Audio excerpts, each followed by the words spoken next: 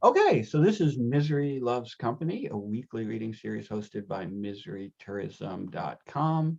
Every Friday, we welcome outsider and transgressive writers to come and share their work with us. And we usually have a pretty good sized slate of writers scheduled for today. Probably because we skipped last week. Yeah. So anyway, my point is that we're actually going to just launch right into this fucking thing, which is good because I'm tongue-tied and don't know what the fuck I'm saying. Okay, so first off tonight is Jesse. Are you with us, Jesse? Yes, I am.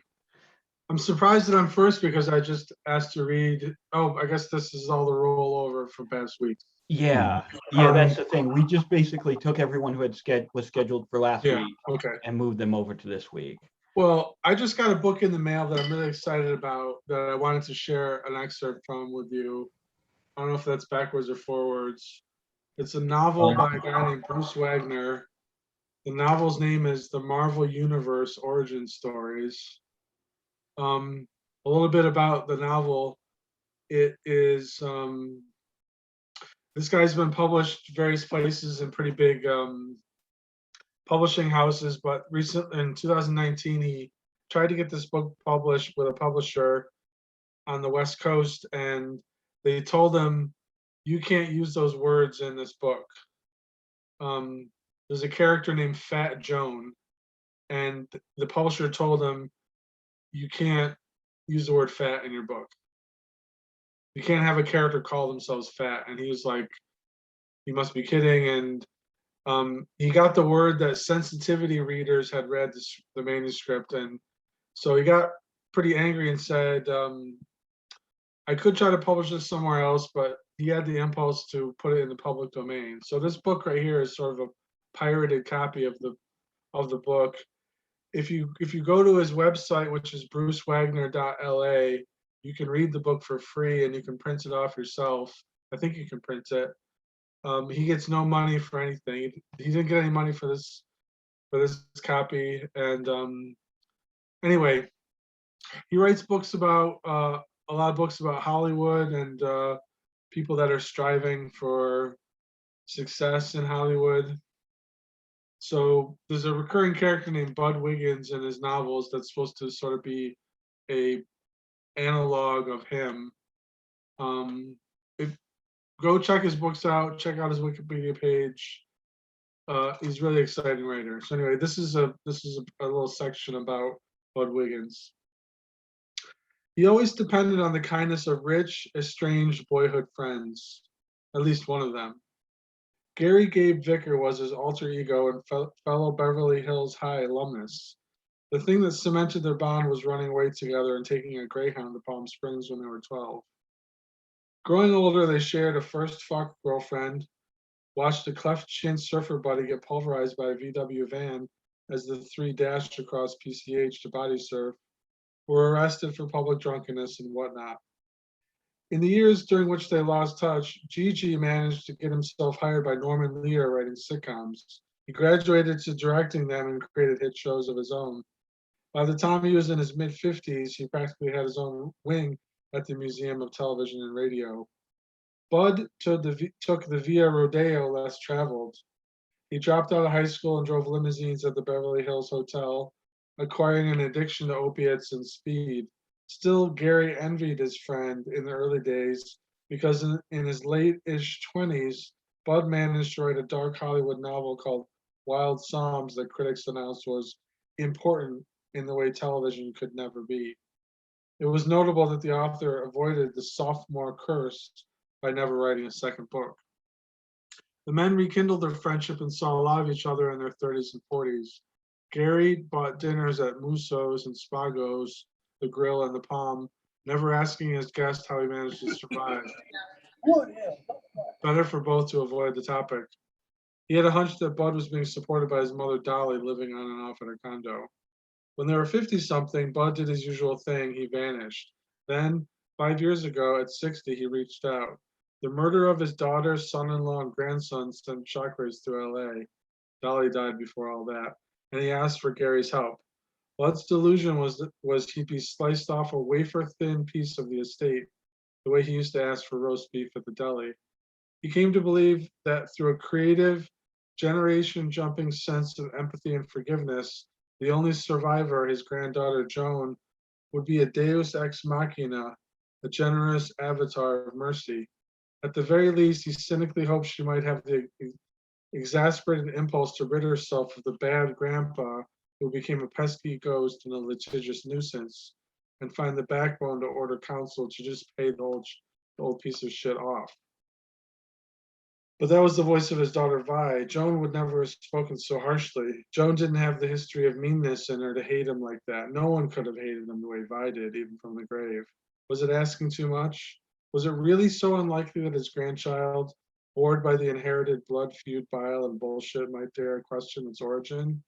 Was it so ludicrous to believe it was possible for Joan to find it in her heart to make a real Christmas for old, exiled, long-suffering Grandpa Bud?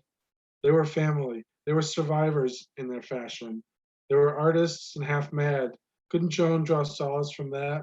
She must have read her grandfather's threadbare Wikipedia entry out of curiosity. Would it mean nothing to her that he was a once celebrated writer? If Joan did come around, if she flew in the face of advisors and decided to close the final chapter with a lump sum payment, what would such backhanded largesse look like? He thought about that a lot. The inheritance was vast enough to be obscene. The numbers were incomprehensible. Bud was certain she'd be counseled against providing him an extra legal windfall because the will was ironclad and ruthlessly clear about his exclusion. It would be argued as well that he never spent much time with his granddaughter and never even tried, a lie. Their last encounter was when Bud crashed the funeral in Mill Valley. Joan had the sense and grace to have security usher him past the media gauntlet to a secret entrance. It was likely she'd been told to do so in order to avoid a scene, but still, she gave him a nervous, smelly hug at ceremony's end before they hustled him away. Whenever Bud got high, he reimagined that hug, fantasizing it as the magical moment a waxy seal was melted onto the envelope containing the 10-figure settlement to come. After the burial, it took nearly 5 years to sort things out. A few months before the triple murder, Vi and Ralphie signed Warren Buffett's The Giving Pledge, joining fellow billionaires in writing a lucid, elegantly heartfelt letter to the world in which they proclaimed the intent to give away their entire fortune by the time of their deaths. The pledge wasn't legally binding, of course, but a balance between the Gamma's charitable wishes and the lifetime needs of the troubled then 13-year-old sole survivor needed to be struck with Solomonic consideration.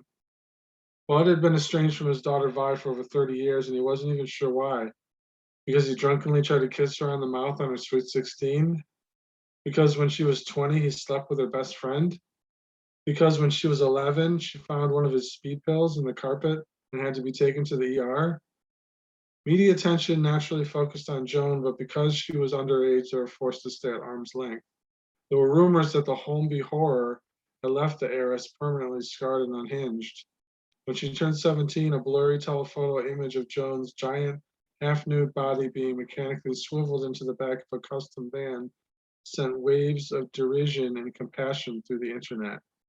Some closure came when police finally cornered the killer at a Holiday Inn Express in Seattle. He turned out to be an employee of a Gamma startup who claimed the couple cheated them out of $100 million. Bud could relate. They threw a stun grenade into his room. He'd already blown his head off. The first thing Gary Gabe said when Bud called was, "If there's the slightest chance to be compensated, you sure as hell need to try." The Koreatown pharmacist who sold Bud Adderall and Oxy shared the same opinion. The lawyer Gigi recommended open a friendly dialogue with the estate on Bud's behalf. Initially, Team Gamma was persnickety but began to play ball. It is in your client's best interest not to speak to the press. Bud was thrilled that his best interests were being considered at all.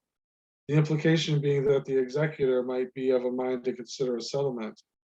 On the strenuous advice of his attorney, he respectfully laid low.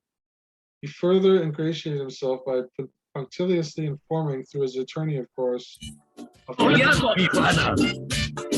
every interview he turned down, 48 hours, 60 minutes, the BBC, the New York Times, Wall Street Journal, the Washington Post, Vanity Fair, sundry true crime reenactment shows, books on the affair being written by journalists high and low. The more he cozied up to Team Gamma and followed orders, the more convinced he became he'd be rewarded for his valor. Still, Bud never mentioned the request to write a memoir. The offers ranged from $250,000 to $500,000. Chump change, but still tantalizing. At least now he had a plan B should all else fail. He was starting to get a hard-on for writing prose again. In his 20s, Bud made his debut and finale, as it turned out, with a novel that deployed a dirty, mordant scalpel in its autopsy of what was still called Tinseltown. The success they steam didn't pay the bills, and he worked as a chauffeur to support himself while writing. Drugs and creative paralysis blacked out the years. Even Scott Fitzgerald, patron saint of showbiz losers, would have looked askance. Through his 50s, he lived off Dolly's meager inheritance and eternally futzed with a memoir about growing up poor in Beverly Hills. At 65, the money long gone, Bud gigged for Lyft and Uber. When he ran short of making his monthly nut, Gary Gabe advanced him on his $940 Social Security check. The showrunner offered a bulk sum to get you on your feet, but the novelist was too proud. He hid his drug addiction from Gary and his scratcher habit too. A year ago, he started buying the colorful $5 tickets at 7-Eleven, but like all of his habits, he soon lost control. Scratcher money was less than what you could win in the numbers lottery, but your chances were far better, and the results immediate. You could scratch a $200,000 win on a $5 ticket, $750,000 on a 10, $5 million on a 20, and $10 million on a 30. The most he ever won was $500, but at least half dozen times he collected $100 on $5 and $10 tickets. He'd also won $200, $250, and $400. Bud was convinced all he needed was a nice first score to get a leg up.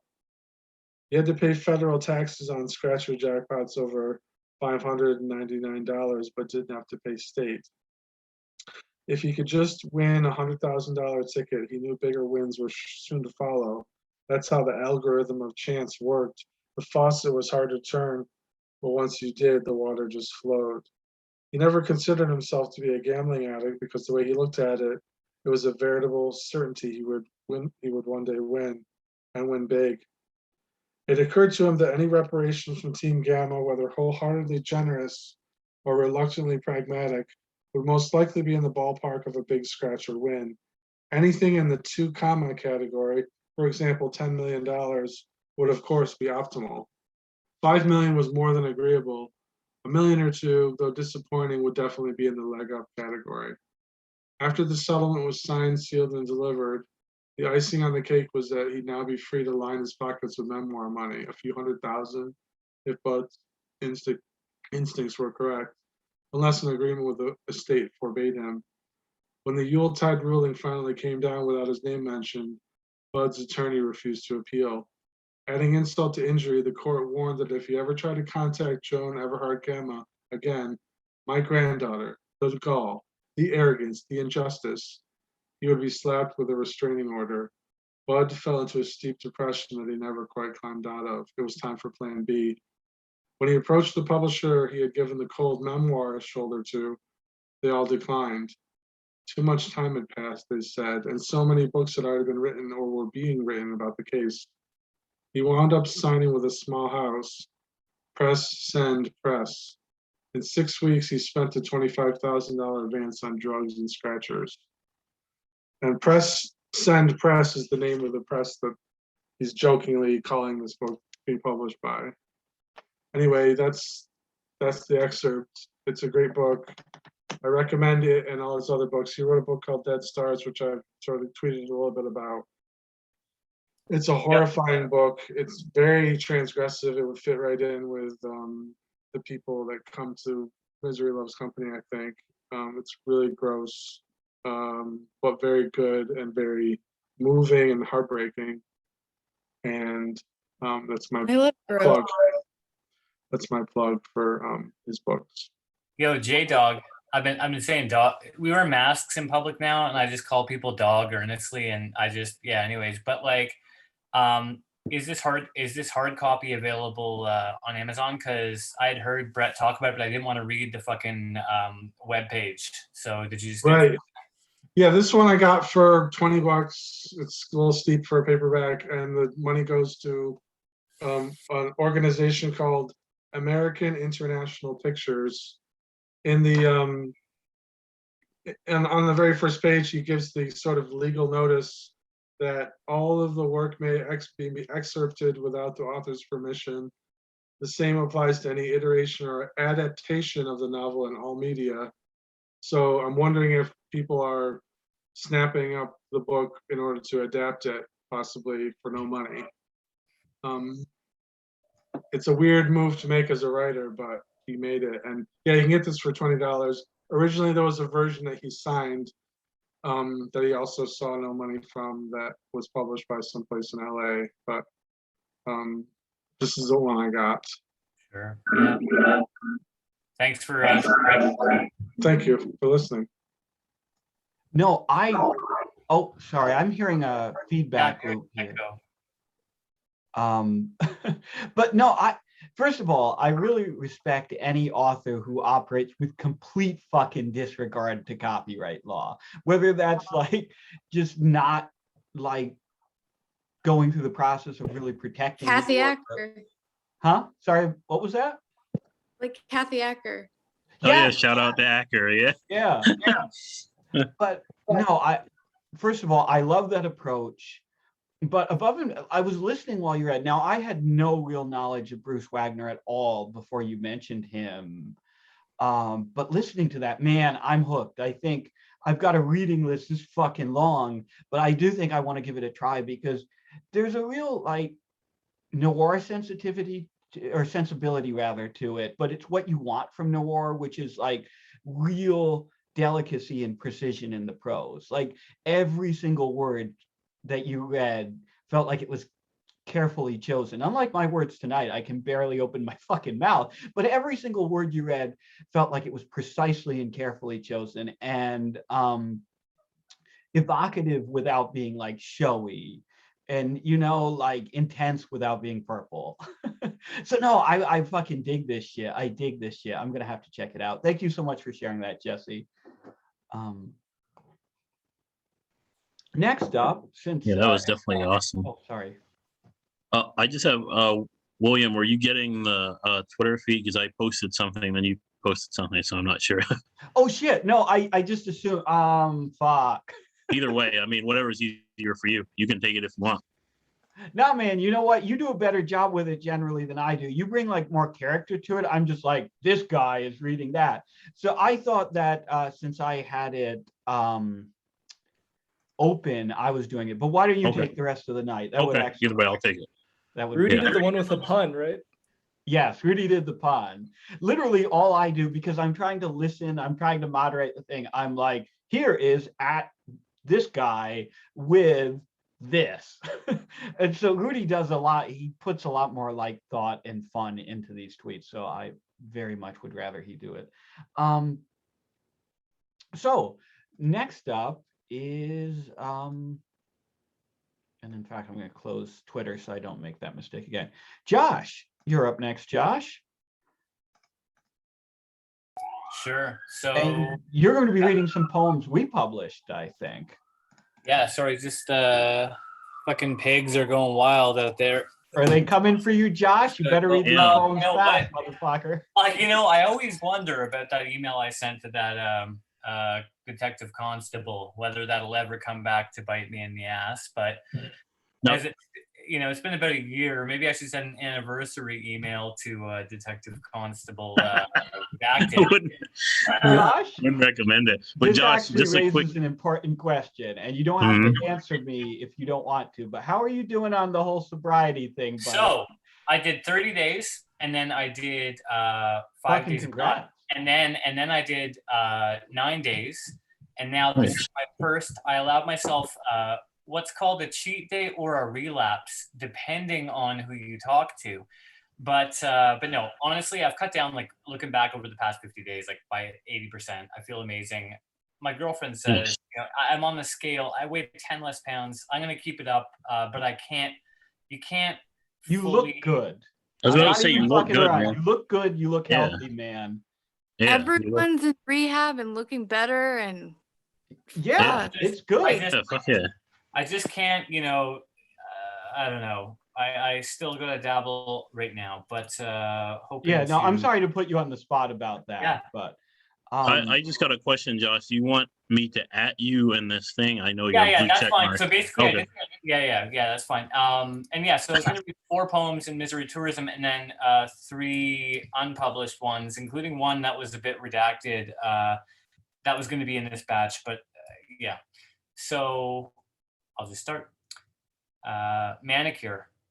I've kept drinking and stopped cutting my fingernails. I can rip into things real nice right now. This bag of pierogies hasn't got a fucking chance against these talons of indifference and despair.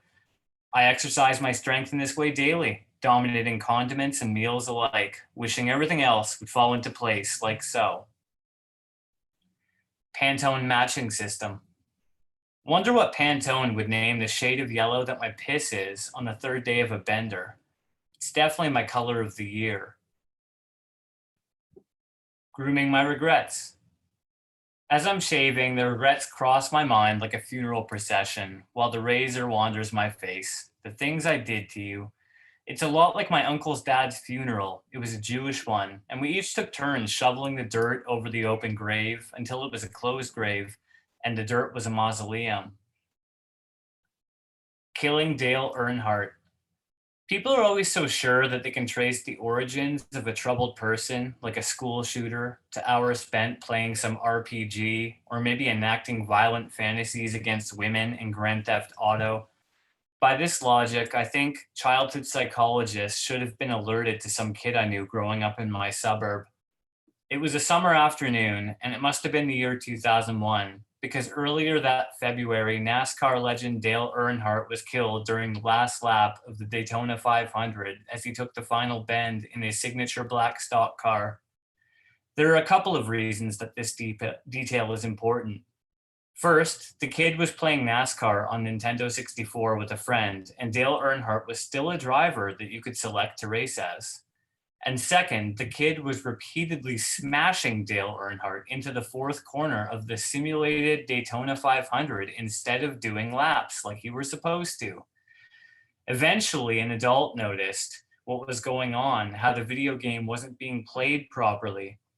If you're gonna do that, I'm gonna make you turn this off, said the father of the kid who was not massacring late NASCAR driver Dale Earnhardt in a holocaust of pixels and primitive CGI over and over again. What kind of kid does that? What kind of man do they grow up to be? I was that kid. I killed Dale Earnhardt like 17 times that afternoon. And then 3 more that are kind of just out in the, I don't know, they're being submitted places. And oh yeah, and one was redacted because of my reputation. Library. Call the helplines on subway ads. Look for answers in phone books. I have an encyclopedic knowledge of failure, and I'm a glossary of defeat. What's a synonym for all this? My life seems beyond definition, only because nobody has come up with terminology so bizarre, vernacular so flawed. I read WebMD entries to satisfy my neuroses. There are sick plot twists in books about the Bermuda Triangle that I read as a kid. And I don't have rape fantasies, but it's not because I'm a good person. I can't convincingly imagine being able to overpower another human or even a medium-sized animal. Possibly a large bird would present certain difficulties. And then, and following the rape poem, something dedicated to Eris. The order was not intentional. It just worked, and it's not really, anyways. And it's a visual poem. So I'm gonna paste it in the chat. I hope the formatting.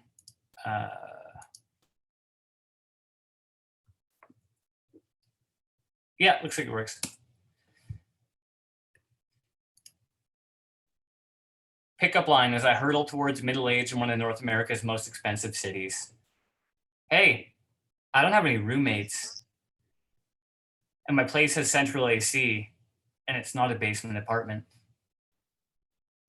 And that's it.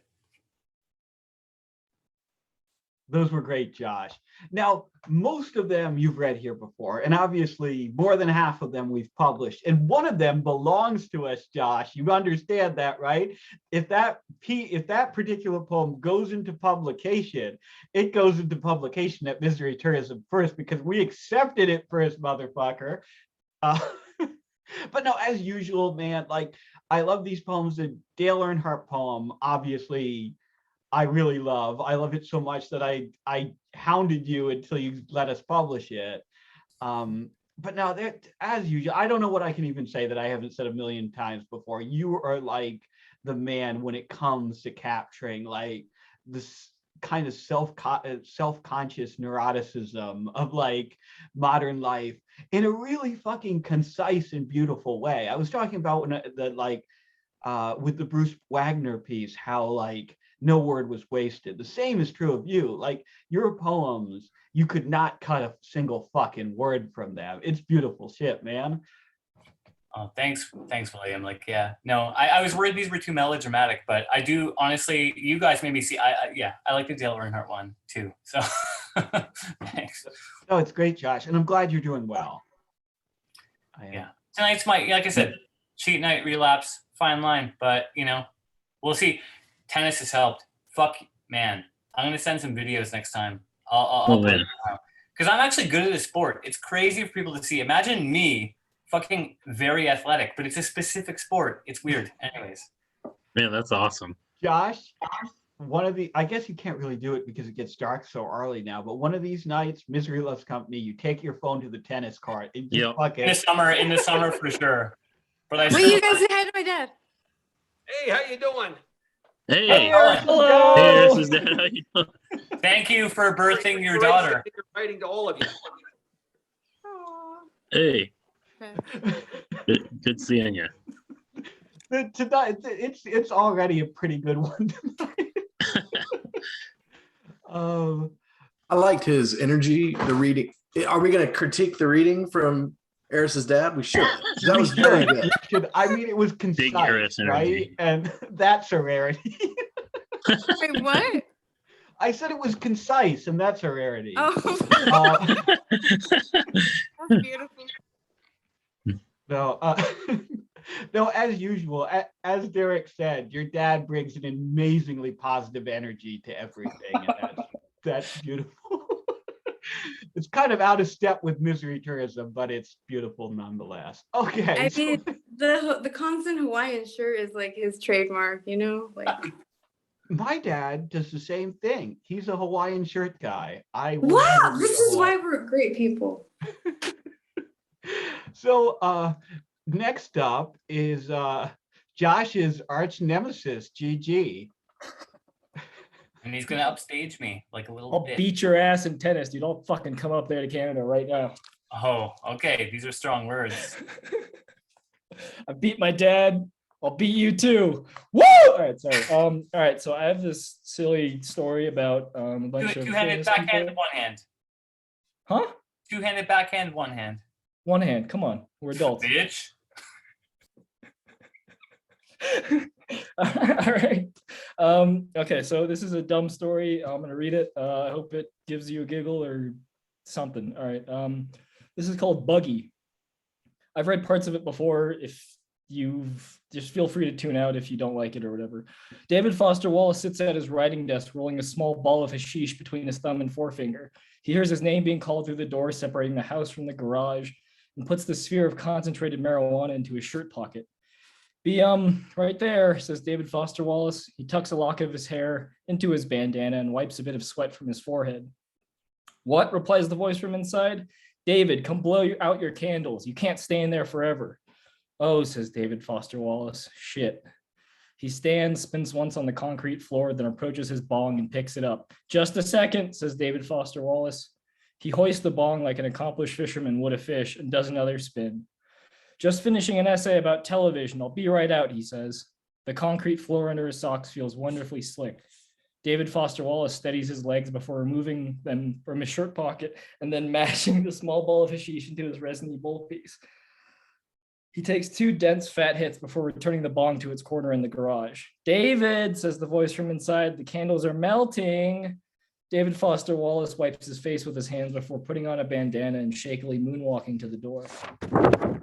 On a sidewalk in New York, a child holding a mackerel stands illuminated by a streetlight. She steadies herself with a few breaths, takes a small hop, and launches the fish. It slaps through the air and asserts itself against the window with a soggy plurp. Inside his apartment, starting to feel the effects of LSD, Tao Lin mutters "not again" and searches for something to use to retrieve the Xanax he dropped between his bed and the wall.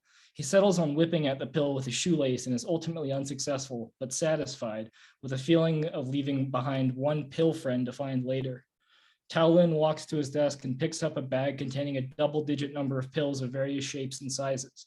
He hears a fish slap on a street-facing window. What the fuck, thinks Tao Lin. He turns to the opaque poster board rectangle he had been using as a curtain and hears what he thinks is a high-pitched voice talking on a cell phone. The slowly massing children slap their respective fish as they draw closer to the light. 14, now 15 children stand with their faces pointed up, watching Tao Lin move a large piece of poster board. With a little effort, the window is open and Tao Lin looks at the now 25 children standing in a group holding fish.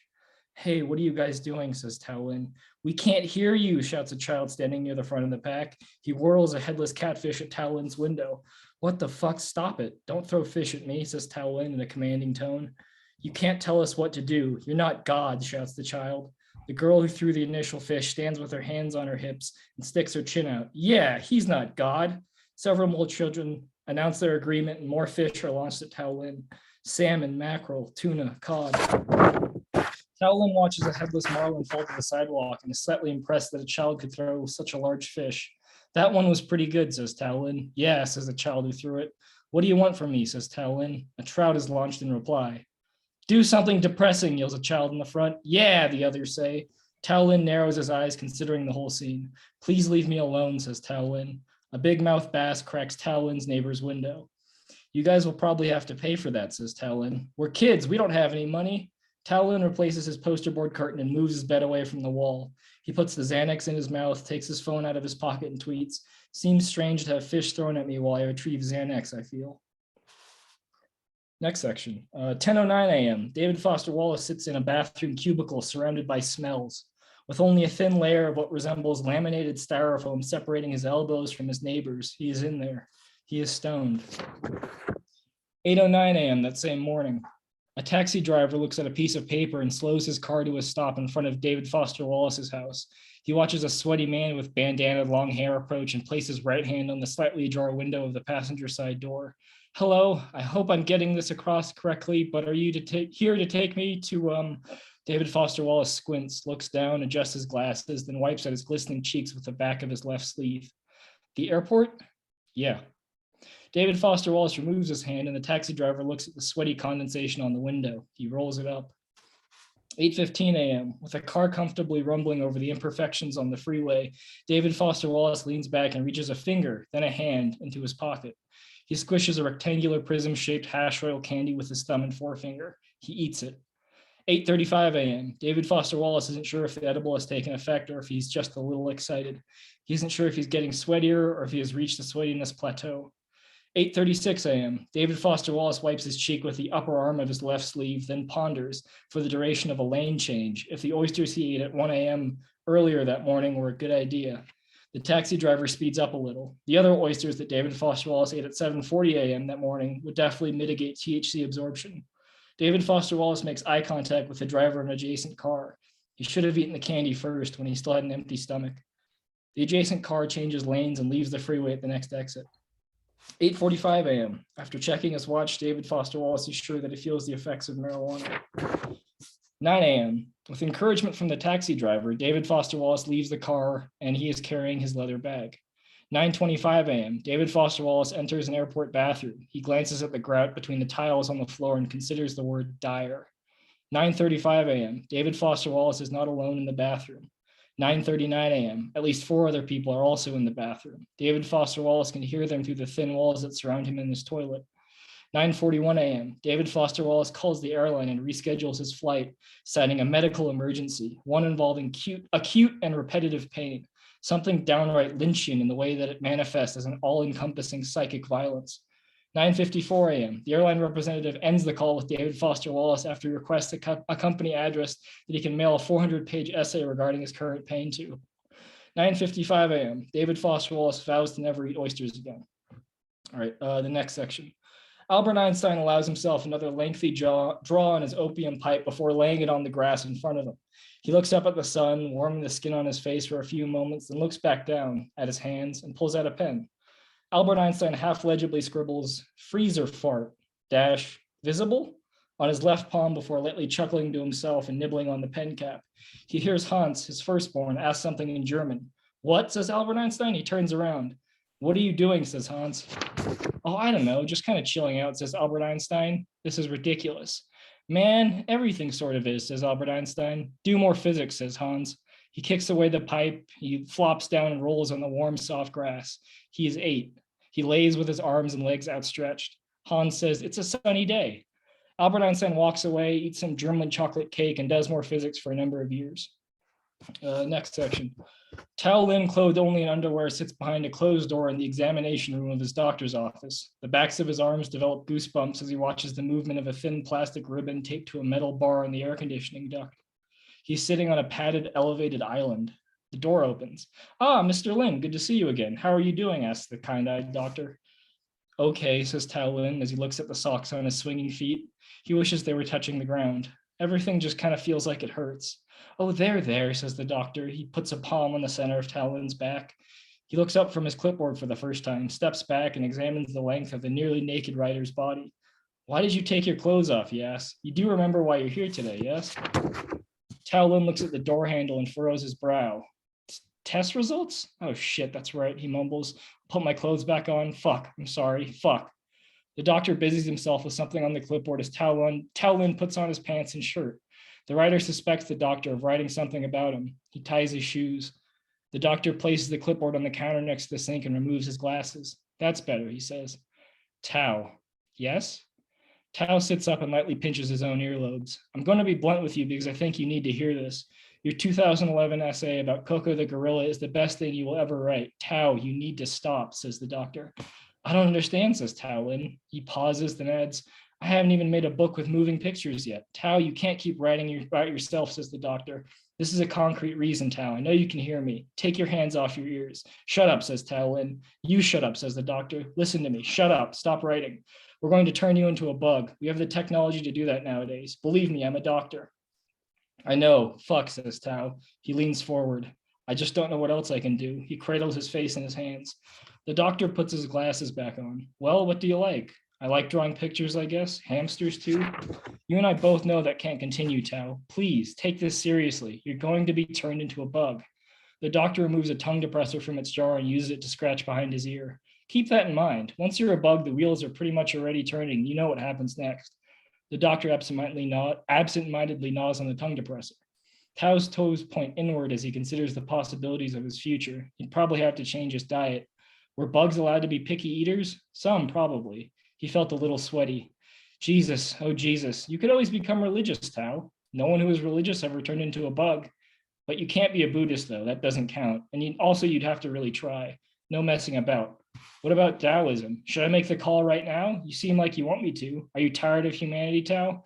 Do you already feel like a bug? Should we turn you into a robot instead? I just don't know how to work a real job. I can't anymore. I feel like I've crossed some line that only exists for people like me. What do the test results say? They say that you need to stop writing, Tao. I already told you. That's not a real test result. They don't say that. Then they say that you have cancer, Tao, double cancer, and AIDS. You're going to explode. It doesn't matter. Shh, stop writing. Tao stands and walks to the sink. He turns the knob for cold water and splashes some on his face. Just please, give me a second, he says. This is a lot. Understandable. Tao Lin wipes his face with paper towels. He wads the paper towels into a ball. He holds it under the water stream. He throws the wet ball into the face of the doctor. Just stop writing, Tao, please. The doctor leaves. Next section. In the years following his resurrection, Franz Kafka had taken to writing airplanes between metropolitan cities. He would rate them, then rank them, but keep all of his notes and evaluations to himself, locked in a safe with a combination lock that used neither numbers nor letters. No one, he felt, could possibly appreciate the language he used unless they had also, of course, ridden the planes to feel each route's turbulence and temperature. No one would spend the time needed to bask in each stain that marked the fabric of the seats, or the lingering moisture that the overworked cell phone to ear businessmen would leave on their armrests. He would watch the dots of water evaporate into nothing. He would sketch the outlines of the stains, maybe sniff them a little, rub them on the broad part of his fingernails. But these airplanes, like most modes of transportation, grew repetitive and ultimately tiresome as they do, so Kafka began to act in ways that would make his notes a little more interesting. If it was a Friday, Kafka would write airplanes that serviced international routes. As he boarded, he would ask the pilots if they always felt like glorified bus drivers or just sometimes. They would ask their superiors if they could have Fridays off. The megaphone that Kafka would smuggle aboard was another item of particular concern. Even a glimpse of its well-worn black plastic handle was enough to warrant his forced removal. More than once, after seeing the dark sheen of foreboding plastic sticking out of Kafka's coat, pilots had to phone authority figures to wave their guns in Kafka's face and tell him that he wasn't allowed or supposed to do what he was doing. Usually he would leave after a few prods to the ear with the business end of an air marshal's pistol, and the plane would take off without incident.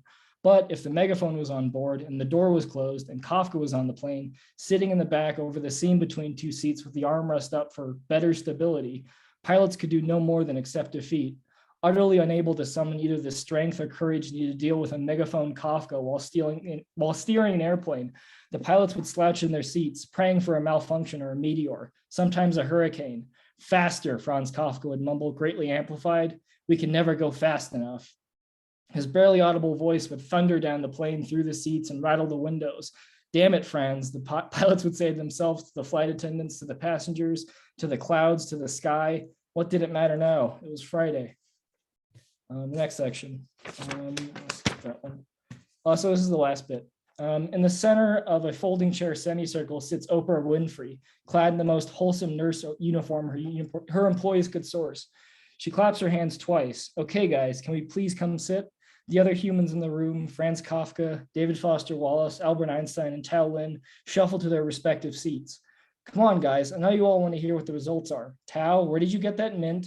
I just sort of found it, says Tao, weakly smiling while keeping his eyes pointed at the ground. Also, it's not a mint. He looks up.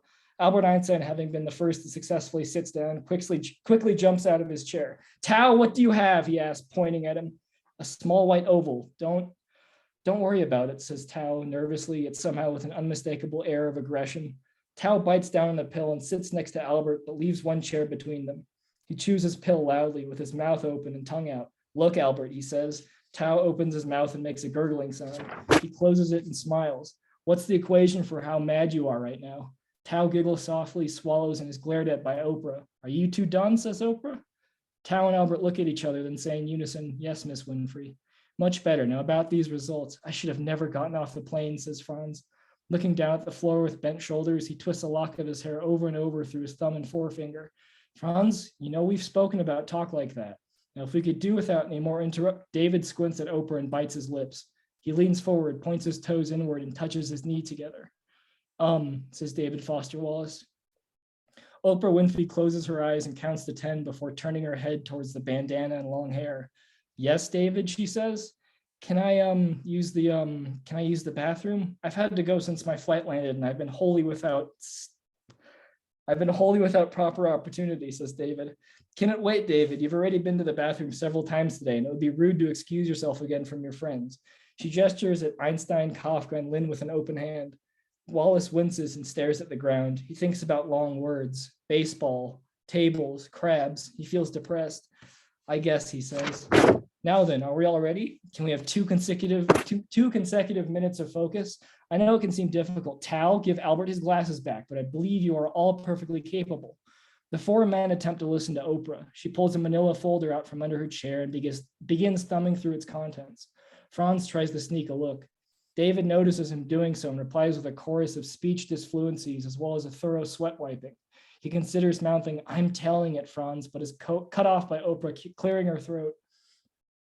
Oh, wow, this isn't very good, says Oprah softly. Franz, it looks like your lab results are conclusive to a degree that would very nearly redefine the word fact. You are definitely a human. David, Tao, and Albert reply with a cacophony of whoops and laughter. A human, says Tao. I thought you were a bug. Tao slaps his thighs and stands on his chair and points in another accusatory finger. You're just like us. I knew it. Albert and David exchange nervous glances. One nods to the other. Albert looks at the ground and laces his fingers together. Franz, we all thought you were a bug. I think it'd be best if you just go. Kafka stands, mumbles, fuck you guys, and leaves.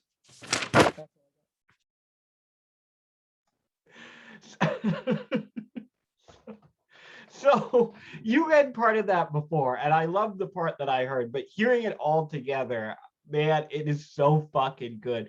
So irreverent, so fucking just so fucking funny. I was losing my shit throughout that whole thing. You have a real knack for just fucking taking the piss out of like celebrities, and the combination, man, the fucking end of the Einstein section where it says, oh, and then he went off to do physics for a few more years, like as if the most important thing he did in his life was hang out with his friend there and then go get a piece of chocolate cake, right? Yeah, the It's chocolate fuck cake. this dude. Yeah. It's German chocolate cake because he's German. German chocolate cake, yeah. Oh, German chocolate cake. Mhm. Right. But no, I mean, all of that is good. The thing that I really love about this, though, is that, yeah, it's surreal and yeah, it's absurd, but you've also captured something about the personality of these individuals, right? Like it functions as a satire of them and their work. It isn't simply absurdism for its own sake. And I don't know, and it functions as a satire of hero worship, right? And like our literary It's like ideas this are is like my potential. perverse way of trying to like write a love letter to these particular people because they did like interesting stuff, and you read about it, you read what they write, and you go, oh, holy shit, this is another cool person or whatever. And then Right. I don't know, like I don't know how to just be like, oh, I love this dude, I'm gonna copy him. No, I'm gonna copy him and then try to make fun of him while doing it. Like it's a little bit GG, more fun. why search so far when I'm right here? Once you get taught about it in the classroom, then I'll write about you. Oh shit, shots fired. That's the big like marker or whatever, right? Then you matter as a writer. Does it have to be literature class? Oh, Any college class. I don't were think you thinking Einstein's taught abnormal any- psychology? I was just about to say that. Thousands of Lies and Haunted Girlfriend are in college classes. I have no idea which college. I think it's in Arizona, but yeah. Hell yeah! All right, I'll Oh, yeah. add them to the list. There you go. That was awesome, Gigi. Thank you. Thanks for letting me read. William, can you Always. have like did you not read right after me in the future? Like just a little bit of buffer? Can somebody the buffer reader there maybe? Buffer? Absolutely fucking not. In fact, Josh, from now on, if you and Gigi are scheduled for the same night, you're going back to back every time. And if one of you is here and wasn't planning to read, I'm gonna make you fucking read, just so that until the two of you fucking hash this shit out, you're together. have any man. beef. There's He- none of this guy's got the blue aggressive shit check. in my house. No, there's no- It's such a great. There's no beef. He is the beef. He's the problem. I am the beef. My nickname was Beef for like 7 years. Oh, So- beef Aldrich. Yeah.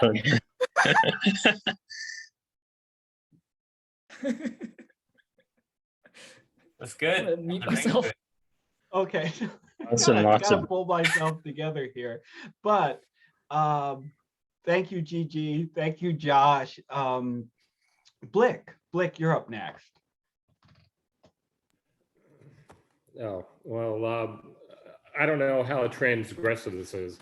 So I'd like you to sort of think about it as an old man on a rocking chair on a porch in a fresh Depends telling the young people what it was like in the old days. And also, I didn't realize how many Spanish words I put in here. And even in my prime, when I was living in South America, my Spanish sucked because of my Bronx accent. So cut me some slack on that too, all right? So this is it's a piece called Carencia, a little macho bullshit in 2 acts. The title of the short memoir, Carencia, is a bullfighting term that describes a spot in the ring where a bull repeatedly returns. The more threatened a bull feels, the more often he returns to his spot. It's this predictability that allows the matador to more easily kill him. I recently watched the much heralded 4-part PBS series on Ernest Hemingway by documentary filmmaker Ken Burns. It reminded me that when I was an older college undergraduate on the GI Bill, most of my English professors deified Papa Hemingway. Their enthusiasm and syllabus made me a fan as well. In fact, at the beginning of the pandemic lockdown, when I stocked up on new books to read while under New York City house arrest, my first purchase was a biography of an unusual 1929 friendship Ernest Hemingway had made in Spain. The title of this book by Bart Paul, Double-Edged Sword, The Many Lives of Hemingway's Friend, the American matador Sidney Franklin. Not only was Sidney Franklin a rare American professional bullfighter, but he was also a gay Jewish man from Brooklyn. His friendship with Hemingway surprised me, as there are many scholars who have chronicled Papa's anti-Semitism and homophobia. This is among my favorite passages from the book. When sitting in a Madrid cafe, Sidney Franklin was asked why he, a Jewish matador, wore a cross around his neck. Sidney shrugged at the obviousness of the question and said, "The bulls are Catholic." Franklin sounded so much like a nonplussed Hemingway hero, it became easy to understand why they became friends. 47 years ago, in 1974, I desired a taste of some secondhand Hemingway machismo. I might not have been a matador like Sidney Franklin, but I considered it a rite of manly passage to embrace this act of summertime slaughter without flinching, a bullring spectator's act of passive-aggressive grace under pressure. Act 1. I was very excited to see my first bullfight. I was a 21-year-old Vietnam veteran, newly married to Patricia, my 19-year-old Colombian girlfriend in Barranquilla, and was visiting some of her family in the capital of Bogota. We were presented with a pair of bullfighting tickets as a wedding gift. I was proudly told that the seats were located in the highly expensive shady section of the Plaza de Toros de Santa Maria Arena. My wife's relatives were excited to be the ones to introduce this New York gringo to the unique cultural tradition they inherited from Spain. When we arrived at the bullfight stadium, the smell of sizzling meat rose up like carnivorous incense from all the vendors flipping beef on their grills and selling chunks of impaled steak on sticks. I bought 2 of these delicious meat lollipops. It was an extremely hot day, and I was so grateful to be sitting in the shade. How more than half of the packed arena could enjoy anything in the heat of that blistering sun was beyond me. I enjoyed the gaudy pageantry of the entering bull ring participants. The flamboyant, colorful costumes of the picadors, the banderillos, matadors, and even the horses gave the arena the feel of a circus performance on sand. 2 picadors entered the bull ring on horseback, spears in hand, looking like an outtake from a Don Quixote film. They wore large brim beige hats, and the horses are protected by embroidered pads of leather and canvas. 2 banderillos marching on foot. They are dressed like matadors without any of their gold embroideries. Matadors file in last and look magnificent in what is called their suit of light, a short jacket and a waistcoat richly beaded and embroidered in gold and silver, along with skin-tight pants of colorful silk. They carry a special decorated silk cape used just for the opening march and not for fighting the bull. The headgear looks like a black upside-down Mickey Mouse hat. As they enter a ring, a brass band of colorfully clad musicians seated in stands next to the processional entrance play loud trumpeted tunes. The colorful costumes and exuberant horn blasts remind me of my Bronx, New York home. My neighborhood is surrounded by a slew of Catholic churches catering to our many Latin American and Italian residents. I lived in a 5th floor tenement apartment with a kitchen window facing the street. Throughout the year, I always enjoyed looking down at the colorful street celebrations honoring the feast days of patron saints from all the different towns and cities in Italy, Puerto Rico, Cuba, Central or South America, for which my neighbors had migrated. I loved watching the boisterous processions strolling through the streets. Thick-muscled men would carry on decorated platforms of wood a large statue of their town's patron saint, dressed in flashy robes and capes. The faces of these saints were painted in vibrant flesh tones that ranged from beige to black. Marching bands, marching behind the saints were amateur horn musicians, guitarists, and accordionists playing the raucous homesick tunes from the places they had left behind. Priests often led these feast day processions, sprinkling holy water upon the participants and spectators.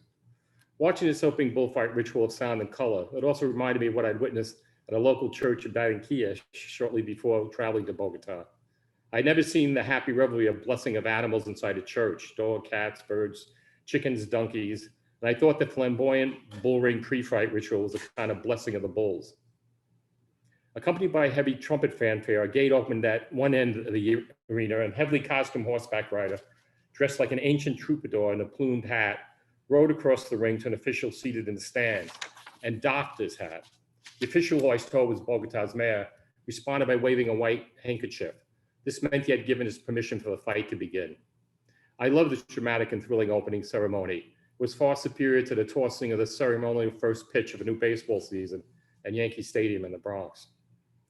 In the stands, a huge sign was held up that displayed the weight of the bull about to enter the ring. This particular bull weighed 744 kilos.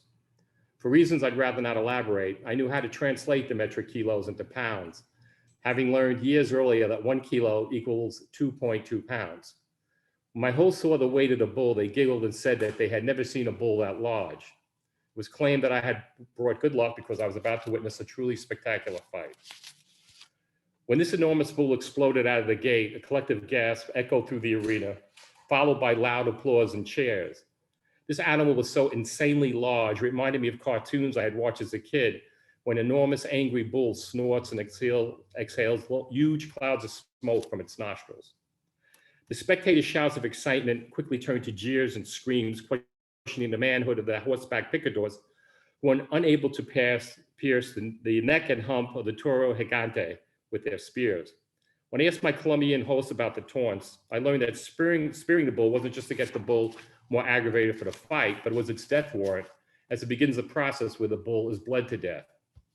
I was horrified. I grew up watching gladiator movies where the strongest and bravest combatant in the arena lives to fight another day. I thought if the bull took out the matador, it was spared a trip to the meatpacking plant that day. In my ignorance, I believed I would be witnessing a fair fight between man and beast.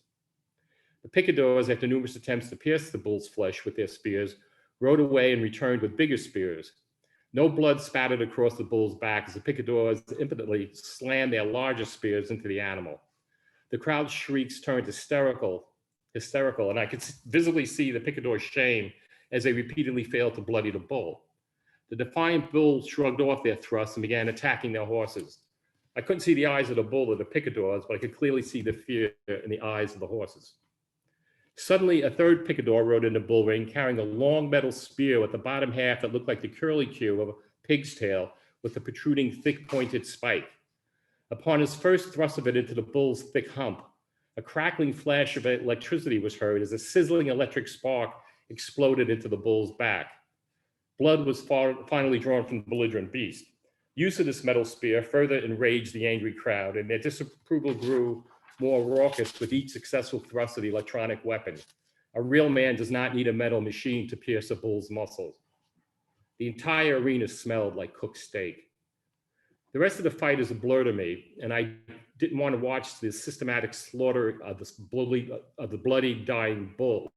I wanted to look away, but I was aware of my hosts watching me for any signs of my turning into a frightened, ignorant gringo. That's why I know it's a fascinating phenomenon inside the bull ring. Because of the summer light and the time of day, extremely long shadows were cast by all the bull ring participants, the bull, matador, picadors, banderilleros, and even the horses. Instead of focusing my attention on the live action, I stared at these elongated dancing shadows. It was like watching shadow puppetry, which turned a bloody spectacle into a kind of surreal cartoon. I don't recall many bullfights on the card that day, but aside from the dreamlike shadow puppetry, I discovered the image seared into my mind that day was the horse-drawn circling of the dead bull corpses around the arena. I was about a year removed as an Air Force crew chief who supervised the loading of body bags into C-141 aircraft. My stint in Vietnam wasn't as a warrior, but a wholesaler of dead American flesh to be flown back to an Air Force base in Delaware for funeral processing. While we were exiting a bullfight arena, I was asked for my thoughts on my first bullfight experience. I didn't lie and said that I refused to believe torturing a dying animal, making it suffer an agonizing death, is any kind of an art form. That's when one of my hosts tore into me with well-rehearsed weapons of logic. The bull doesn't suffer, he said. Any animal who suffers is afraid, but bulls are never frightened because they want to fight. Millions of animals are killed every day. Do you believe their deaths are nonviolent? People don't care the animals they eat are killed. No one in their right mind would eat a creature who died of natural causes. That would be very unhealthy. Besides, a matador could get killed doing the work he loves to do. What about factory workers who get killed by machinery at a job they hate? Is the injured factory worker on the same level as an injured artist who was gored by a bull? Then he closed with the most lethal parting shot of all. Did you enjoy the carne de res un palo, beef on a stick? I nodded while thinking of how much I truly love hamburgers. Where the hell do you think that meat came from? When Patricia and I returned home from the arena, I vowed that I would never return to another bullfight. She had seen bullfights before and found them boring. Act 2. This act will be as short as the participants I will presently be describing. By the time Patricia and I returned to Barranquilla from Bogota, news had spread to family and friends that I was indeed a stereotypical gringo who did not have the cojones to appreciate the art, skill, and exquisite beauty of the bullfight. I was so teased about it because I saw bullfighting as not only murder, but filled with a love for murder. I reiterated my vow to never again attend another corrida. Many months later, my Colombian friends, who had unmercifully taunted me about my unmanly reaction to bullfighting, offered to take me to a local bullfight set up in a makeshift ring that they called Los Initos Toreros, Espectacle La Comico. In no uncertain terms, I told them all to go fuck themselves. That's when they explained that this was a completely different variation on the man versus beast spectacle. This bullfight was populated by clown matadors who were all dwarves, midgets, and fought young bull calves in a totally absurd and screamingly funny slapstick manner. I was skeptical and asked if they killed the calves and was told, of course they don't kill the baby bulls. They're way too valuable to destroy before they reach mature growth. I asked Patricia if she'd ever attended any of these featured matadors ananos.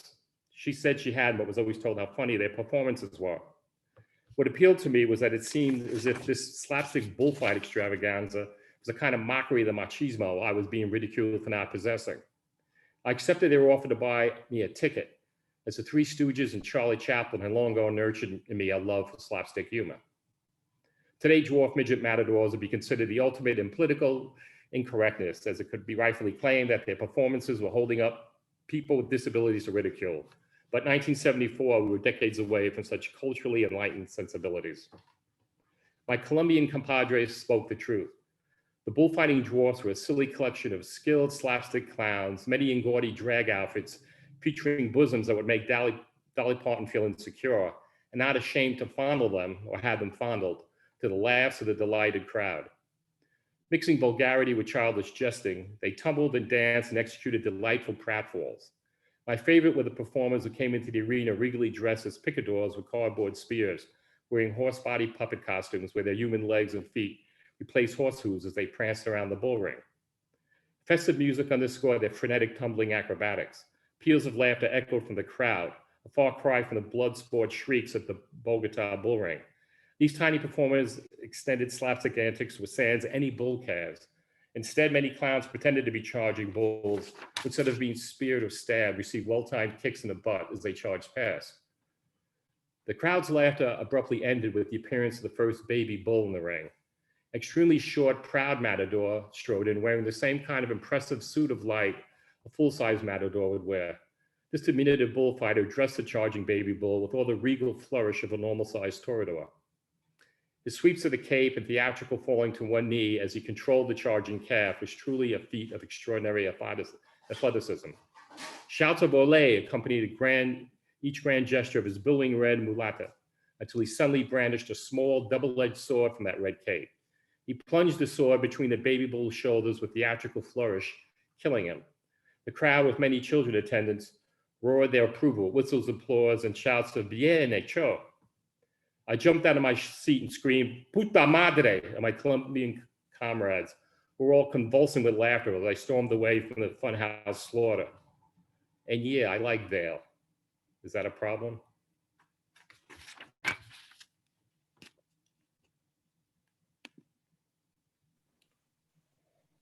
That was fantastic. So the first part of that was wonderful, and it like absolutely captured the atmosphere and everything of the place. But the second part of it was so fucking riveting, and because like I've heard narratives of bullfighting before, and it's all about it's often about either the majesty of it or the cruelty of it, right? And that's all, like, that kind of visceral response is really interesting. But what you capture in that second part, the like slapstick comic recreation of like the horror, is really fascinating to me, because I felt like a real kinship there, like visceral kinship with what we do at Misery Tourism, right? Like there's like, you observe like the horror in everyday life, and there's a lot of art out there that's like about the graphicness of the horror, about like the just the horror period of violence, right? But that attempt to like take the slapstick evil, right, and to take like evil and present it in like a slapstick form, to take it and to strip it of its teeth in some way, through humor, through slapstick, through that kind of artistry, like that, like to hear it presented that way, it's like, oh yeah, that's like kind of our artistic mission, really. So I don't know, it fucking grabbed me. This piece, you can see because I'm fucking rambling like a lunatic, but this piece fucking grabbed me. Well, the big mind fuck was I went to 2 bullfights, and the first one, and both of them were, I never heard of midget bullfighters and, killing, I never heard that. But the first bullfight, the first bull ever came out, this giant, and nobody even saw it. None of my Colombian friends ever saw that electronic spear before, Yeah. So it was, I guess I was 2 for 2. Yeah, no, that's wild. That's Yeah. and the way you described that, like it becomes like, it's almost like a bull taser, it sounds like. That's Yeah, insane. it actually smelled like steak. Yeah. Smelled as good as the meat I was eating when I was walking into. The whole arena smelled like steak, and they Wow. were, man, were they ripping? They if they could have jumped out of the stands and not the matador they like, but the picadors and the banderolers, they would have killed them. I mean, they felt they Just were because they insulted by their. couldn't, because they Yeah, couldn't do it yeah, without yeah. the, Yeah, Huh. yeah. that's wild. Like the Well, thanks for letting me mania of read that stuff. All right, thanks. Yeah. No, that is a fantastic piece, Blake. Thank you so much for sharing that. And sorry I talked over you a little bit at the end there. I didn't intend to. But yeah, thank you so much for sharing.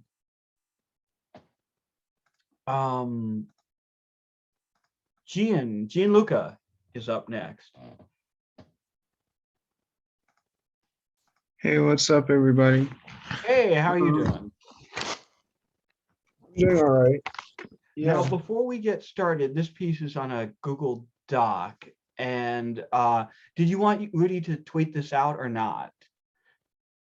Is I'm this a good with draft whatever. of something that's going up later, or? I think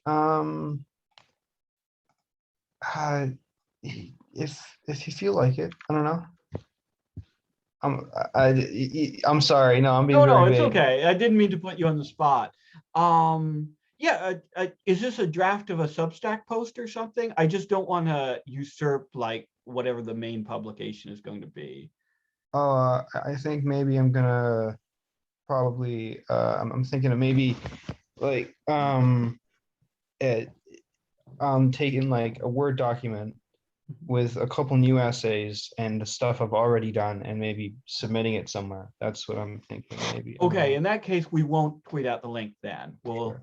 because we don't want to scoop Okay. another publication or anything like that. Okay, it's all yours then. Okay, this is an essay called the inevitability of the object. I don't know. Yeah. Maybe the optimism of the ending might be a little tacked on. I have no idea, but anyway. Meaning is not so much created as imposed. The irrationalities embedded in ourself create objects of faith. We cannot control where our passions lie. That much is obvious. Our passions become obvious to us. It is these irrationalities that push us forward. In regards to both nurture and nature, so much of what we are is beyond our own control. Imagine for a moment if we only adopt frameworks that were useful to us in regards to existing within society, accumulating resources, or feeling good, rather than frameworks that align with our perception of truth, which is itself related to our natural temperament. Of course, while a framework arises from a temperament's interaction with its external surroundings, the framework itself reinforces a temperament. And so there's this feedback loop that over time calcifies what the nature of the self is. The only thing separating you from the people you despise is a sufficiently convincing argument. Note that I say convincing and not rational. Reality itself has been split, or at least the ruptures within its structure have become more obvious. At any moment, a decently calcified framework could be thrown into complete chaos by a couple well-placed questions. When I had my framework destroyed, I ran around believing things I despised. I said things that I did not think were true and were in fact reprehensible to me, desperate for someone to argue against me. However, people simply accepted my opinions. This frustrated me deeply. In a sense, I was trying to commit the ideological equivalent of suicide by cop so I could resurrect the corpse of my beliefs. Thankfully, I have managed to do so, but I've done so with an awareness of the fundamental fragility of all things. Why did I want to go back, as it were? Why did I simply not accept the new state of affairs? Why did I feel a fundamental disconnect between the beliefs I had no coherent argument against upon the destruction of my framework and what I felt to be correct? Simply put, the calcified irrationalities and romantic impulses were pulling me in a certain direction and resented the defection of logic, ever the handmaiden of the fascist and the lunatic. And I feel that is important. There is what we believe logically, and there's a deep framework at our core that guides our emotional reality. We obey the deeper framework and use the framework that rests atop it to convince ourselves that our decisions have a rational basis. The deeper framework forms the basis that we consider right, of what we consider right and wrong. If we disobey it, we risk becoming machines designed for the purpose of self-preservation, and also risk reducing art to such an ignoble purpose as well. Now, you may say that not killing yourself sounds good. You may even say that art existing for the sole purpose of not causing you to blow your brains out is far from ignoble. I would argue otherwise. Life is granted value by two things: love and worship of a transcendent object. One doesn't even need to necessarily believe in the existence of value to be motivated by a transcendent object. For example, a nihilistic author may be fully aware of the futility of their expression, but do it anyway. Like I said, the deeper framework defeats the farce of rationality. An individual persists because of their desire to relate their knowledge to others.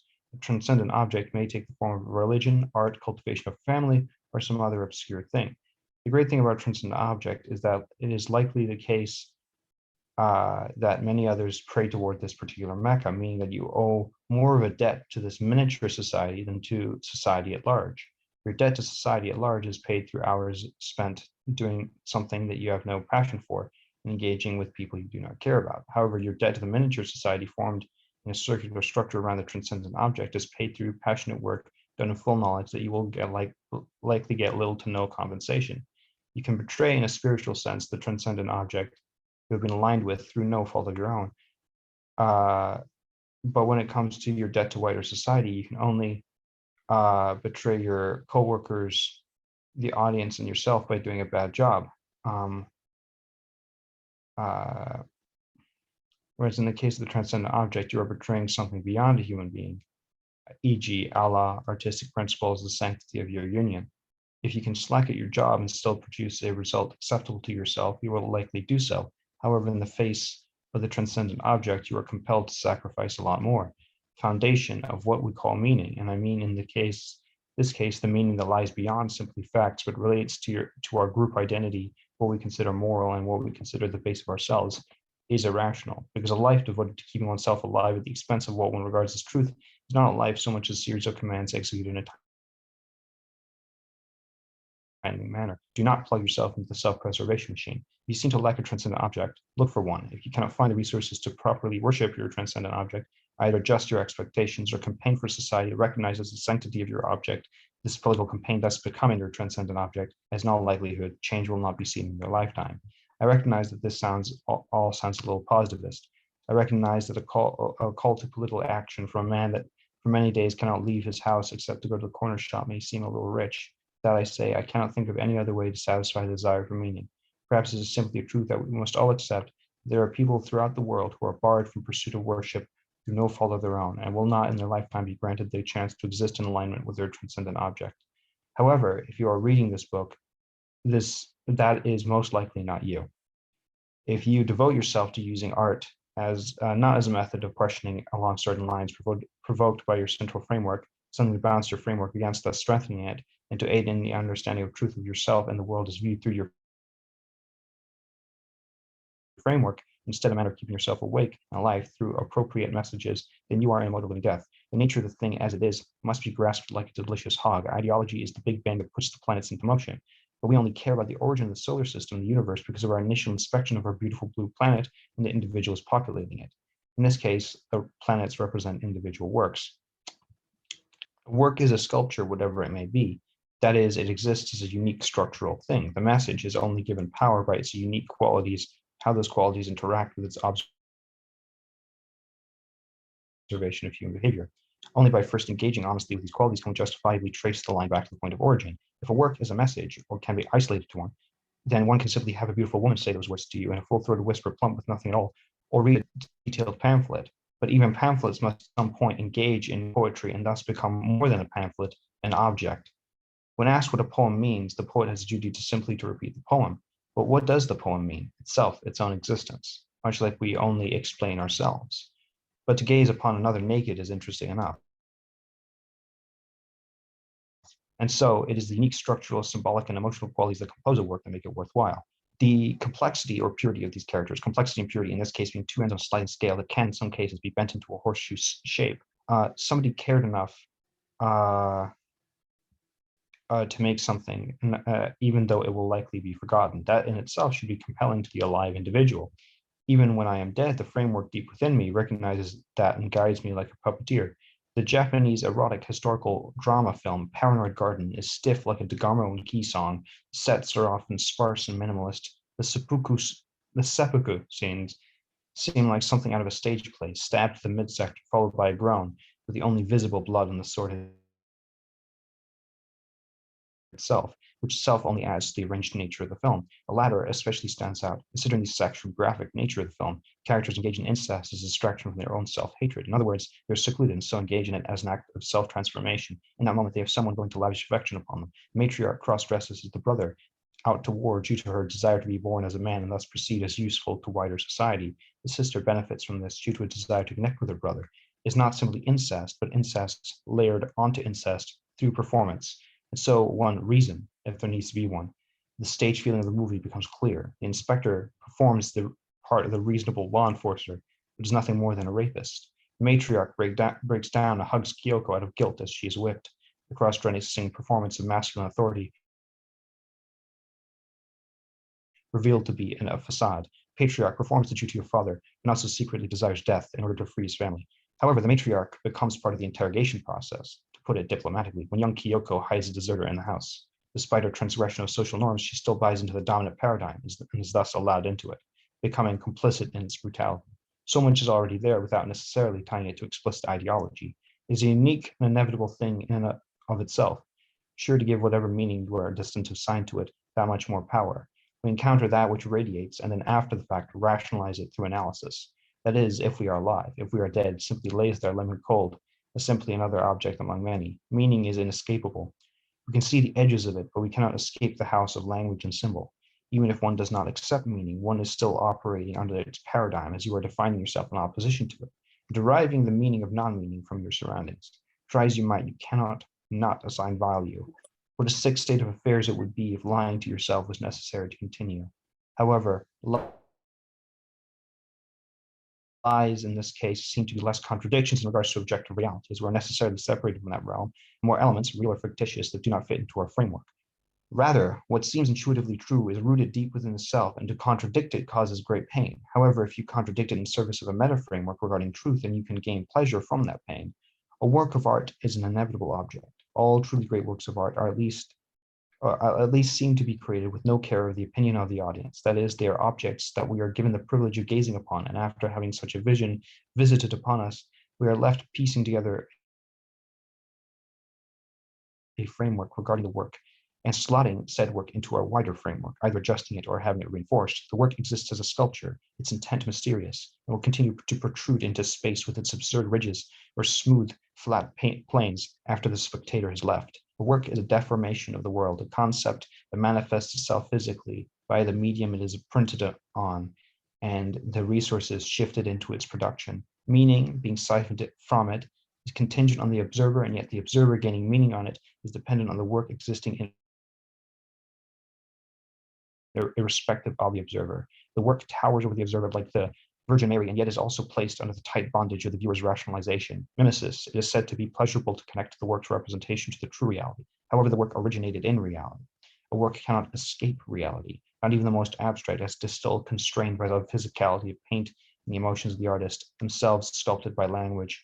To be without a framework is to be unable to make a value judgment. If one is an athlete or a craftsman, one can operate without a framework, as one can fall back on the routine of creating the necessary objects or undergoing the necessary workout. One need not a framework regarding art, the self, how the self interacts with the world, politics, morality, etc., to know that paying the bills and keeping one's reputation is a desirable goal. And so the framework rebuilds itself while the individual still has something propelling them forward. However, the artists and intellectuals have their entire lives constructed around their frameworks so they can have something to express, or rather their transcendent objects need a defined framework to operate. When an intellectual loses a framework, they're frustrated because the value judgments that were so core to their process have been demolished. The career of developing their craft and honing their framework has had one element entirely reset.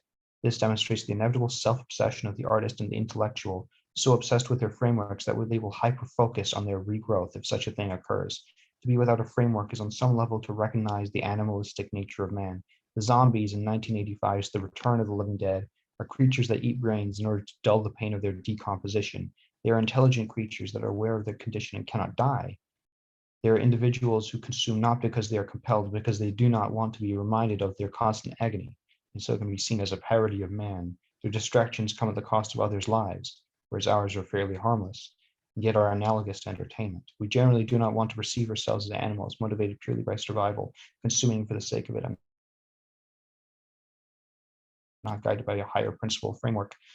Zombies represent the confrontation of the compelled with such a view. Is there anything inherently horrible about an animal distracting itself before its death? No, but zombies demonstrate a deceitfulness in this half state between the living and the dead. The fear not just of losing our framework, but being unaware of such a lack, or even the need of a framework. We know that meaning is simply another thing that we need to continue being motivated to exist, such as food or shelter. There's nothing horrific about this truth. In relation to the zombie's immortality, death is almost never present in our lives until the moment it occurs. And so we distract ourselves from our decomposition while being only dimly aware of the end result of such decomposition. What is so different between the distractions enabled by the framework and the half-death state endured by those without upon which they do what they need to survive, shambling forward with little clue as to why? On the other end of the spectrum, there is the right-wing meme about non-player characters. This asks the opposite question. What if there was nothing behind the framework? What if the framework was not pleasuring a self that existed independently within a person? As a result, the being becomes rigid as without a malleable self to adjust the framework. Instead, a machinic physical incarnation of the framework reacts in exactly the manner needed to preserve what exists within the physical body. The framework is the basis of the self, but needs a separate self in order to justify itself, at least in the eyes of the outsider, as the living framework itself doesn't particularly care either way. These two separate elements that are needed in order to create what we perceive as a person are dropped into the liquid of the object, transforming the necessarily formless absence into a structure through the impression's ripples. This helps to justify to ourselves that we are not the zombie or the non-player character. No, we created a work of art. We are whole. We have worked through our demons and now have something to show for it. To be fair, this is likely true. However, I'm biased in respect to this, as you could likely tell, the object is a method of communication through which you are privy to the structure of a person's thoughts, how their framework is formulated into a psychic and physical landscape, a psychic connection to an individual that also exists irrespective to its origin, and that while context provides greater knowledge as to what it is and how it came to be, it is its own organic being. It breathes in its own unique way. It is a snapshot of the rhythm of one individual's breath. The object is inevitable and transcendent, inevitable because you have no choice in its shape. Even when commissioning a work, one does so in anticipation of how the artist's unique take on your idea will differ from your imagined object, and it exists independently of anyone's interpretation. It is transcendent because it is the source of that which allows us to escape from conceiving of ourselves as animals. Perhaps I am overly spiritualist in referring to the breath rather than willed to a framework is as if an individual's fundamental essence can be preserved. Such preservation is warped by the interference of God, e.g., weather interfering with movie shoots, death preventing an author from finishing their novel. God's interference in art itself contributes to a work's transcendental and inevitable nature, as the work is now to some extent foreign even to the artist. Is a joke an argument for a certain state of being? It certainly seems to be, although Doug Stanhope observes that gun control and free healthcare incentivize physical violence in the UK. Does that mean he's anti-gun control and free healthcare? Or is it instead simply an irony that taking away lethal weapons and saving lives reduces the consequences of violence and thus incentivizes it? It seems the irony simply exists of its own accord like an object, as the character Worth states in the movie Cube. Because it's here, you have to use it or you admit it's pointless. And yet at the same time, given the material impact of the joke's subject matter, one cannot simply dismiss this aspect of this particular object. Fundamentally, one of the many purposes of art and comedy are to find the edges of the framework. One cannot dive from the edges of the framework because truth is both outside the framework and can only exist within it. Dive outside of a framework is to become a mute animal if you are particularly self-obsessed. Perhaps instead, you simply throw up your hands and say, I do what I do for some reason or another. It takes great strength to give up searching or providing an answer. However, to accomplish this, one also opens oneself up to the entire spectrum of ideas. A good thing for a society, but a disagreeable thing for an individual. One needs to filter out at least some ideas on the basis of morality. Of course, this is simply another thing I've convinced myself of. Now I've talked about the fact that if one is not self-obsessed or dedicated to a transcendent object that relies on a framework, loss of framework can be quickly overcome. But one must also ask the question of whether losing a framework is particularly bad. If one's goal is to maximize happiness or minimize sadness, not particularly. The zombie can satisfy with itself with brains until it is transformed by God into its next state. The non-player character is neither happy nor sad. It is simply obeying the orders of its framework. Like death, the loss of a framework causes harm to the individual only insofar as they're aware of what is occurring and the process is not complete. If one's goal is to maximize freedom, then it's absolutely wrong beyond simply the intuitive disturbing qualities of the idea. It's because freedom is dependent on truth. It's having an incorrect account of reality restricts the possible actions one can take. This is indeed centered around the self because freedom is valuable insofar as it allows the self to customize what it is, e.g. free speech allowing for the individual to bring themselves into existence. If one is about to die, the freedom truth gives you is to be able to customize your perception of your death and how one copes with it. And truth can only exist within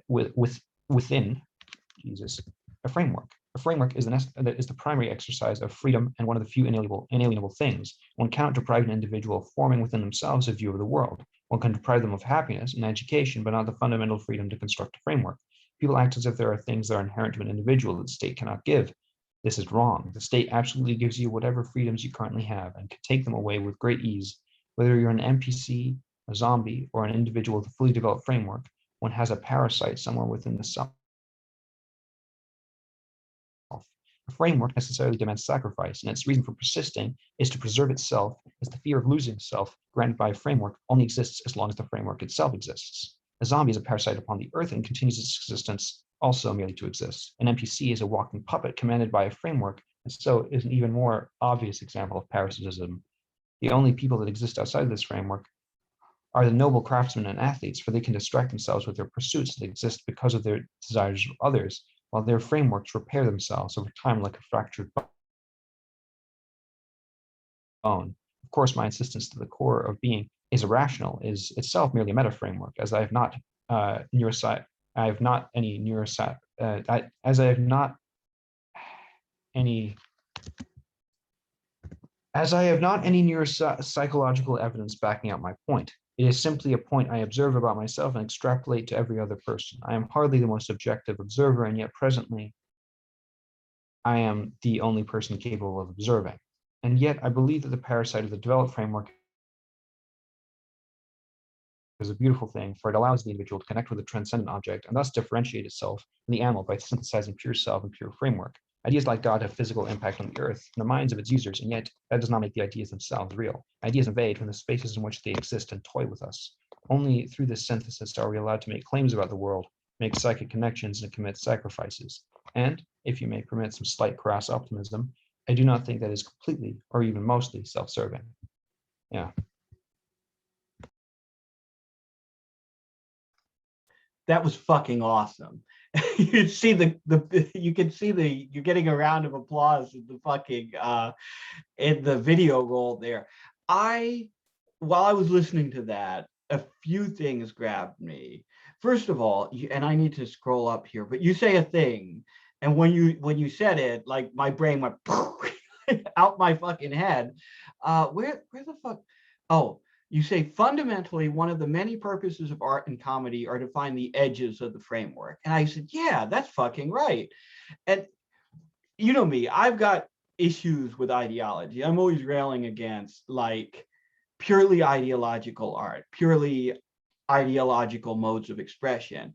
But and a common criticism I get is like, well, you can't get outside of ideology, right? And I was like, well, yeah, you can kind of loosely define ideology to include everything.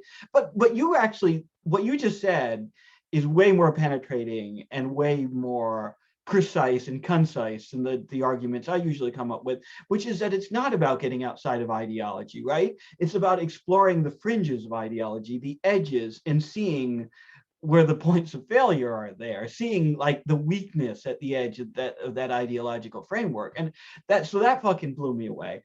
But I do want to say the one thing I've loved about all of your pieces are like, I think great criticism is about finding connections between disparate things. And you are a fucking pro at taking a whole bunch of things that in my brain, and I think in most people's brains, are like totally disconnected, have no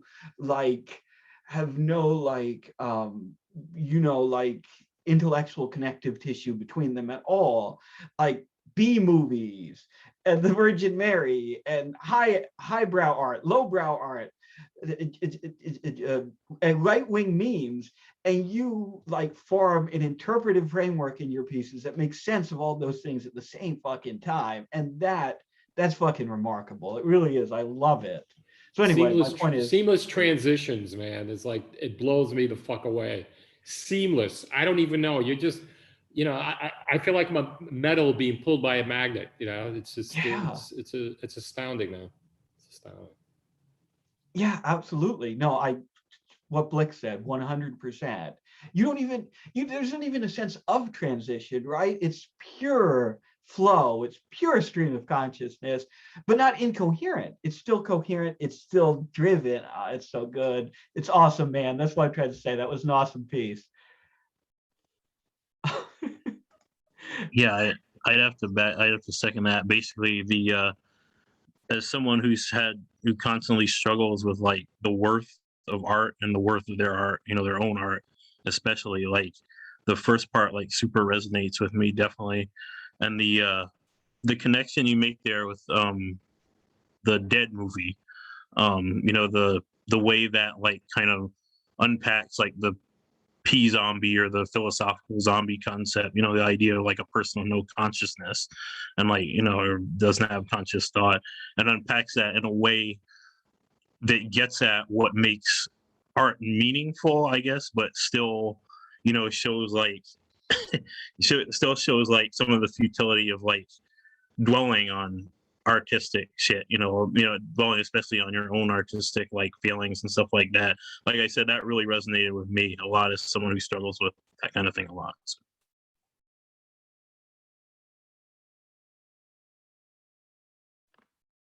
Thank you very much, Rudy, and thank you very much, everybody. That's really cool. Thank you. Yeah, thank you so much for sharing. Up next is Gabe.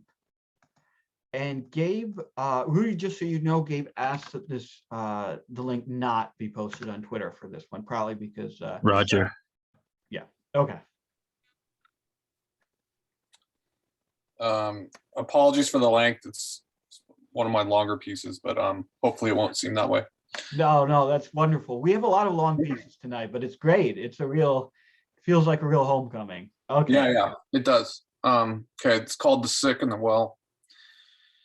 Benjamin Turner thought it was cute for a second, the way his wife kept lifting her shoulders, whisper smiling the name of that new planned community out loud. One of those cozy, cute, thinking about autumn kind of shrugs, like giving yourself a fun little chill, thinking about the early onset holiday season, imagining what Thanksgiving or Christmas might look like in that little village everyone was talking about. It appeared like something out of a storybook, only no one bothered to ponder exactly what story was being told. Instead, Renee Turner read the ad to her husband over breakfast. The Nestles. Once you're here, you're home forever. Located just 1 short hour from Las Vegas, the Nestles offers a safe yet vibrant residential sanctuary for the modern American family, looking into the future by nodding to the past. The master plan community is a smart update to the quaint Euro-style village. From its meticulous cobblestone gated entrance, your path graduates seamlessly into a more traditional blacktop suburban streets, where every road leads to a new neighbor guaranteed to become an old friend. With each unit in snuggly proximity, the Nestles' new village sheds the outdated cookie cutter grid blueprint of your current neighborhood for a sprawling circuit of winding mountain-adjacent roads, playfully curling between each unique property. Each home a charming stone cottage, specifications unique to each unit, made of raw sustainable materials indigenous to Nestles Mountain, which the Nestles is thoughtfully ensconced. A self-sufficient, forward-thinking community built atop a deep, vast mountain spring, the Nestles thrives independent of the drying municipal water systems, where residents can cultivate their lawns, shower regularly without ration, hydrate to their heart's content. And Ben, it says no money down. We'd be foolish not to do this. Benjamin raised his eyebrows to his wife, a neutral, uncommitted response of suspicion, presence, and it's too fucking early to be entertaining life-changing events like this. Sounds interesting. Where would Caden go to school? We can't drive him back and forth to Henderson. No, of course not. It says right here, Nestles Public School, located just 5 minutes from the gate, grades K through 12. She paused. And Ben, water? Did you hear the part about water? I don't know about you, but I don't like the showering every other day shit, especially knowing Vegas gets to use just as much as it wants. Benjamin scoured his mind for any reason to negate Renee's big idea. Since he was a semi-retired microbiologist and she worked from home in copywriting, their professional lives weren't anchored to location. Yet Benjamin felt they were just still getting settled into life in Henderson, one of the suburban tentacles sprawling from Sin City. But he admitted, after a year, it didn't quite feel like home. Was there any substantial reason for that, he wondered? It was hazy to get to the heart of this matter. Renee was the type who wanted a vacation from a vacation the day after they went somewhere to get away. What if we just took a drive out there this weekend, just to get away, asked Renee. Benjamin did the eyebrow thing. Sure, just to get away, why not? Being agreeable often bought him points with Renee, and lately he had fallen far behind. It would be an impromptu family trip for the Turners. Their moody son, Caden, with brown bangs permanently covering his 12-year-old eyes, brooded in the back seat at the thought of moving again, so fixated on his phone to make himself invisible. They drove along a newly paved 2-lane highway that had recently replaced an old service road. Renee nodded excitedly when Benjamin pointed at what must have been it, though she couldn't clap or speak while she was on the phone with their representative. Okay, looks like we see it now. Should be, what do you think, Ben, 5 minutes? Benjamin raised his eyebrows, this time accompanied by his shoulders. It was difficult to tell distance from that mountain distracting his view out the windshield. No matter how close they approached, it remained an unmoving, imposing presence, one like they'd never seen before. So iconoclastic it started a mild argument.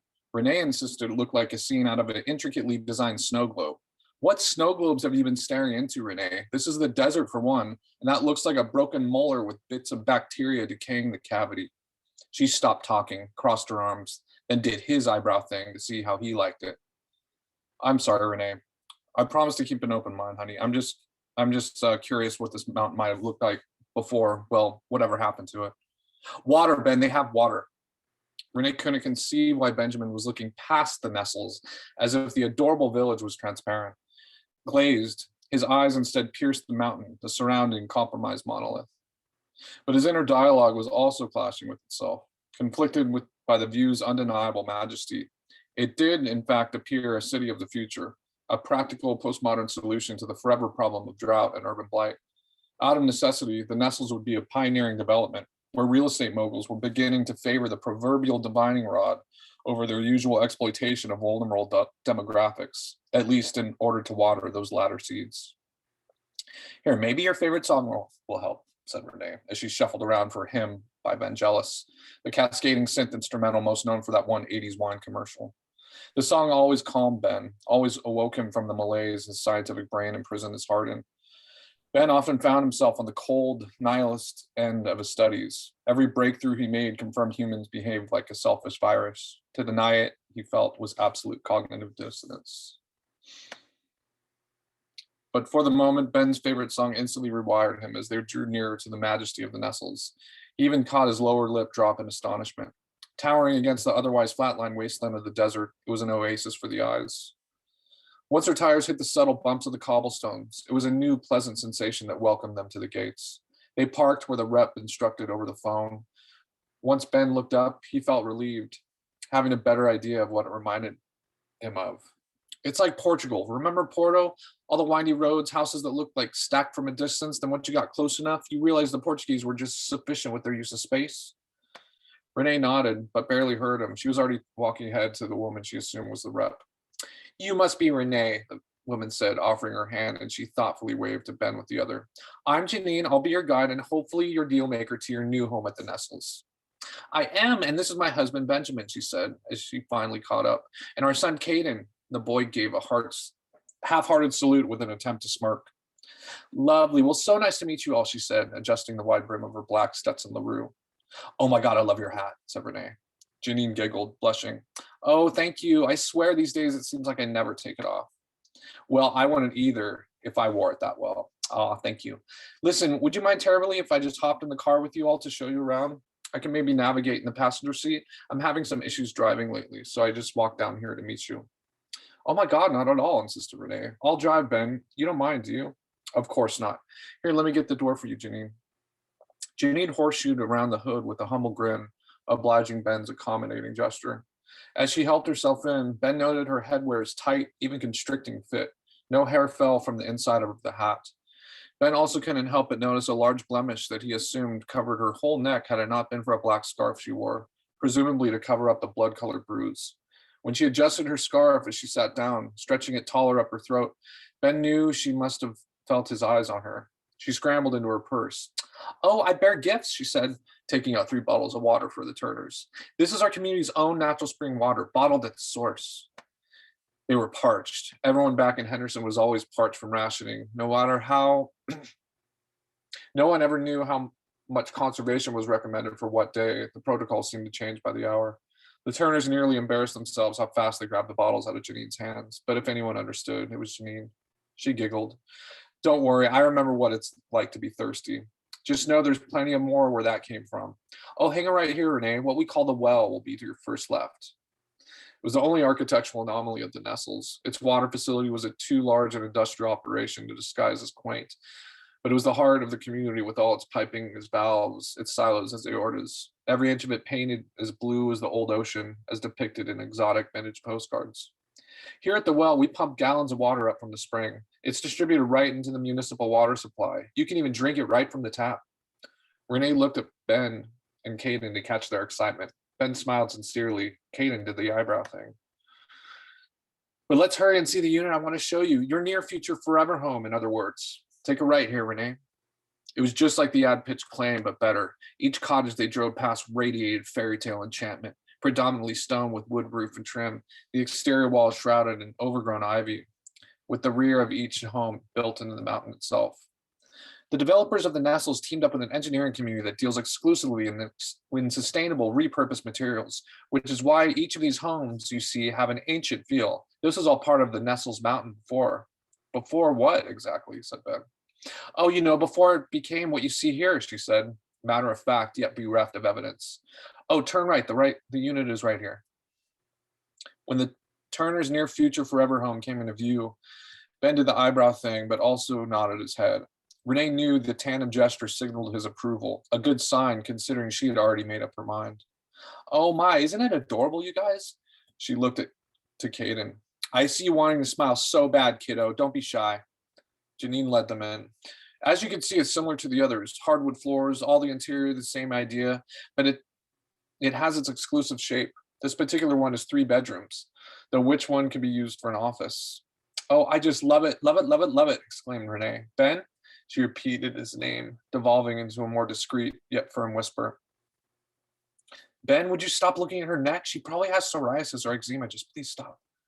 He snapped out of it, sufficiently embarrassed. So sorry. He caught Caden staring at her as well, focusing on her hands where the red blotches peeked from under her sleeves. Caden, what do you think? He said, repossessing his attention. Oh, it's cool. I guess I could live here. Ben, Renee asked for final judgment. I think it's wonderful. Janine, we are ready to sign, she beamed, clasping her hands in prayer. They learned quickly there are different rules here at the Nestles. What should have been a month-long nail-biting escrow for such desirable property was cinched up in less than an hour, much like buying a car. All Janine needed was their good credit score after a fast auctioneer cadence listing terms and details they didn't need to worry about. This is all just legal jargon I'm obligated to orally recite to you. Not a moment later, she smiled, sure to make eye contact with each of them. Congratulations on your new home. The real tangible words the Turners were waiting for to snap their daydreams into fruition. Renee clapped her hands into another genuflected freeze frame, bringing her fingers to her lips as she surrendered to Benjamin's embrace. Great, can we give you a ride back down the hill, Janine? Oh, well, you better, said Janine. How else would you enjoy your new home? They all laughed except Caden, who wondered what was funny. As they drove through the winding roads back to the gate, Janine explained more, now that they were official Nestles homeowners. So one thing is that all us homeowners are encouraged to keep the Nestles at 100% capacity. It's in our best interest, a built-in incentive with property value to appreciate. Oh, so you work for the Nestles or you're just a homeowner, said Ben. Well, in a way, once you become a homeowner, you sort of straddle both distinctions. So again, we can't have any vacancies here, and right now we're only at 98%. Oh, how many units are there? Asked Renee. There's exactly 100 homes, so 2 are still vacant, said Renee. We just can't really afford not to be at full capacity, run risk of anyone wondering why someone wouldn't want to live here. What do you mean by afford it? Property values fluctuating and such. A vacant home just sticks out like a sore thumb. The residents begin to wonder why it can't be filled. We keep the Nestles HOA running like a tight ship. Her exposition remained inexplicable, a cliffhanger, in fact, when all 4 of their heads turned to the right at a man with no clothes stumbling into the path of their vehicle. Oh my God, and today he's goddamn naked? Janine lost her composure, surrendering to her own outburst, revealing this was not the first time. I'll take care of this, she mumbled, dialing her cell. Don't do it, screamed the naked man. He wasn't addressing Janine, who was calling the authorities. He was alerting the Turners, who were giving him their full terrified attention. Under his long, thinning gray hair, he was covered in red blemishes of varying size from head to toe. Don't sign anything. Look what happened to me. Benjamin white-knuckled the steering wheel as he slammed on the brakes on the one-man barricade banging on his hood. What do I do? Renee screamed, Caden's mouth open, but nothing came out. Drive, just plow into him, said Janine. They're on their way to get him. Just go. You don't want this, the man kept insisting, punctuating each word with another punch to their hood.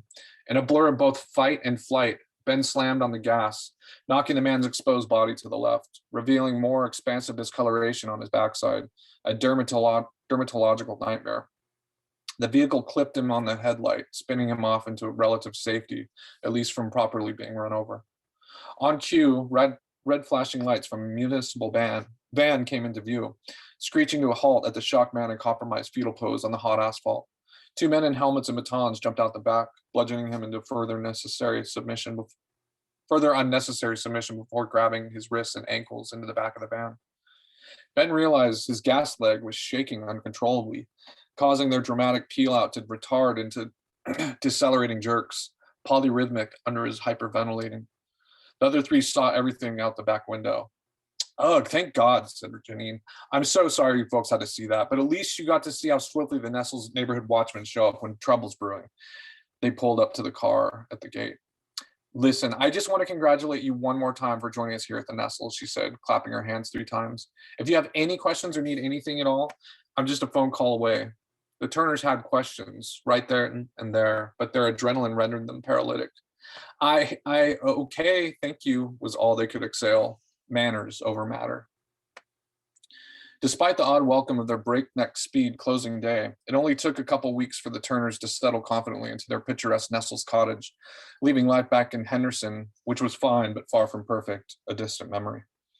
They unfurled into their daily routines, Renee on the computer, Benjamin taking the occasional consulting call when he wasn't working on his memoirs, an idea he got the first week as a Nestles resident, once he really came to appreciate the serenity. It's time, he told Renee. Who knows what a lifetime of accumulated knowledge might reveal once I really reflect. Caden, while usually too quiet to complain, much less reveal how he was ever really feeling, seemed more somber than usual. The kids at school are fine, but they seem distant. Like we all don't know quite what to do here yet, he told his father. It was enough to indicate he was having trouble adjusting. Benjamin's memoir was already peeling back memories and emotions he wasn't prepared for, but he encountered them head on. When thinking about his own father, a nuclear engineer, he felt invigorated with gratitude how attentive he was to Ben growing up, despite his long, busy hours. In contrast, Ben felt as though he had been falling short with Caden. Even this memoir project was further testament that he was busying himself to avoid interaction with his own son. Caden, have we ever told you about your grandpa? The boy pursed his lips, shaking his head no in the glow of his phone. Well, wait here. If I can find it, I've got just the thing. Something that could tell a lot about him. Benjamin kept a large box of his father's belongings in the attic, sentimental items he planned to pass down to Caden one day. Benjamin returned with a metal yellow box with what Caden thought looked like a compass or a vintage car speedometer built into it. Do you know what this is? Caden shrugged. So this was your grandfather's Geiger counter. This is from the 70s. They call it a Cold War model, a CDV 700 to be exact. This is what he used for projects to measure the amount of radioactivity. Caden's interest was vaguely awoken, enough to lower the phone from his face. Huh, that's cool. What would you do with it now?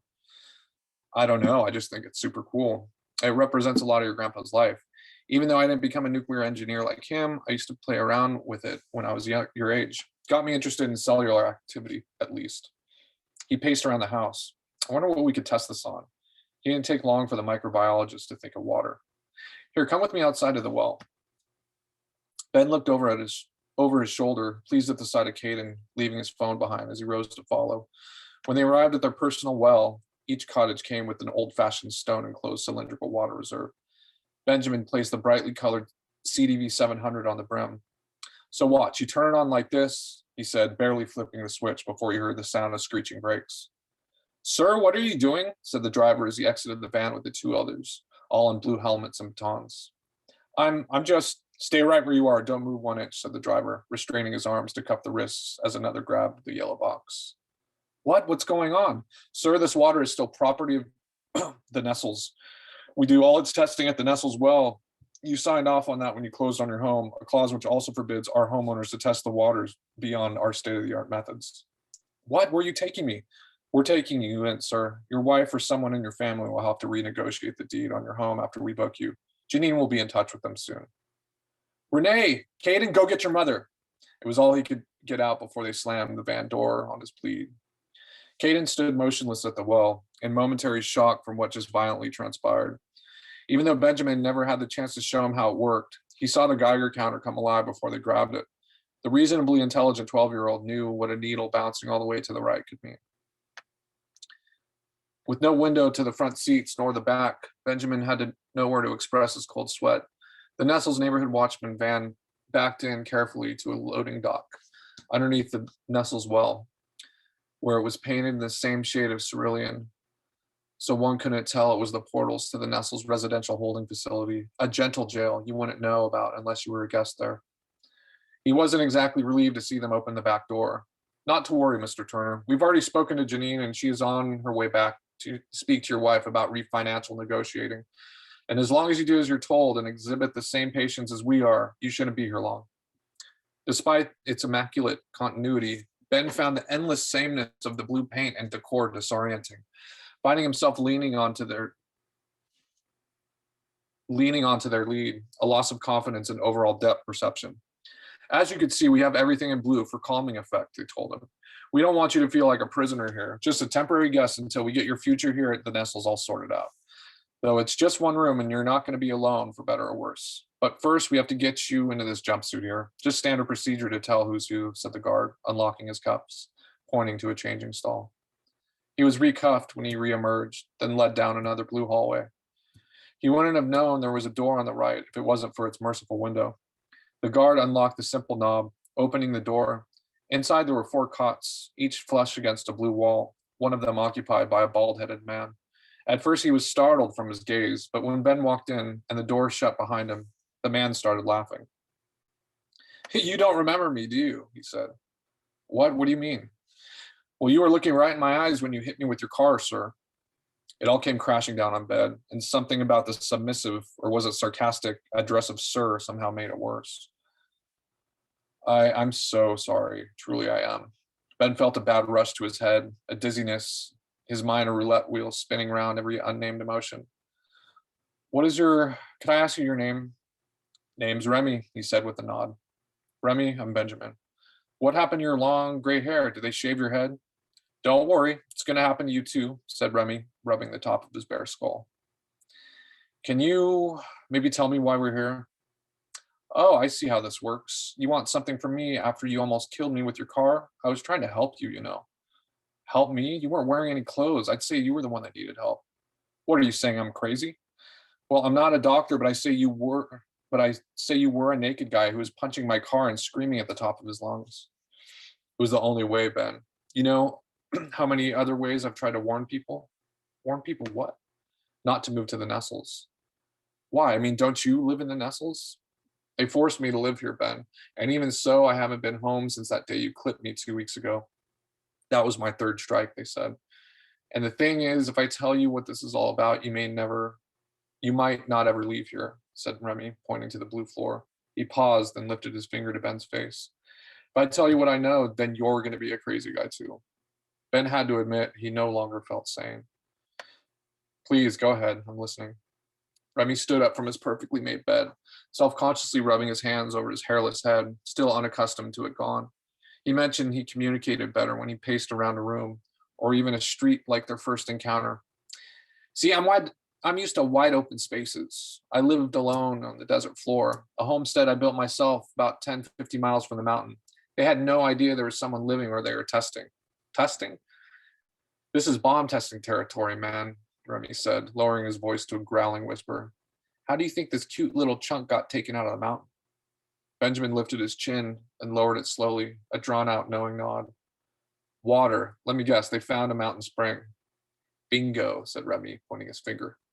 Well, they corked that shit, made a deal with guess who to take care of it, keep it hush until they made a buck. Don't answer, I'll just show you. Remy grabbed a pen, wrote out Nestles in all caps on his left hand, then crossed out the last S. Nestle? Oh, Nestle. Bingo, said Remy. It's so obvious, it's arrogant, insane, but that's how these megacorps are. They're so out of touch, they don't realize how naked their corruption is. And it rarely occurs to most people that because it's all out in the open, so exposed, one feels crazy just for entertaining the thought. Benjamin did feel crazy for entertaining the thought, as Remy's explanation seemed swerving into eco-terrorist paranoid schizophrenia. Yeah, I mean, that does sound a little too convenient, Remy, he said, a teetering critique.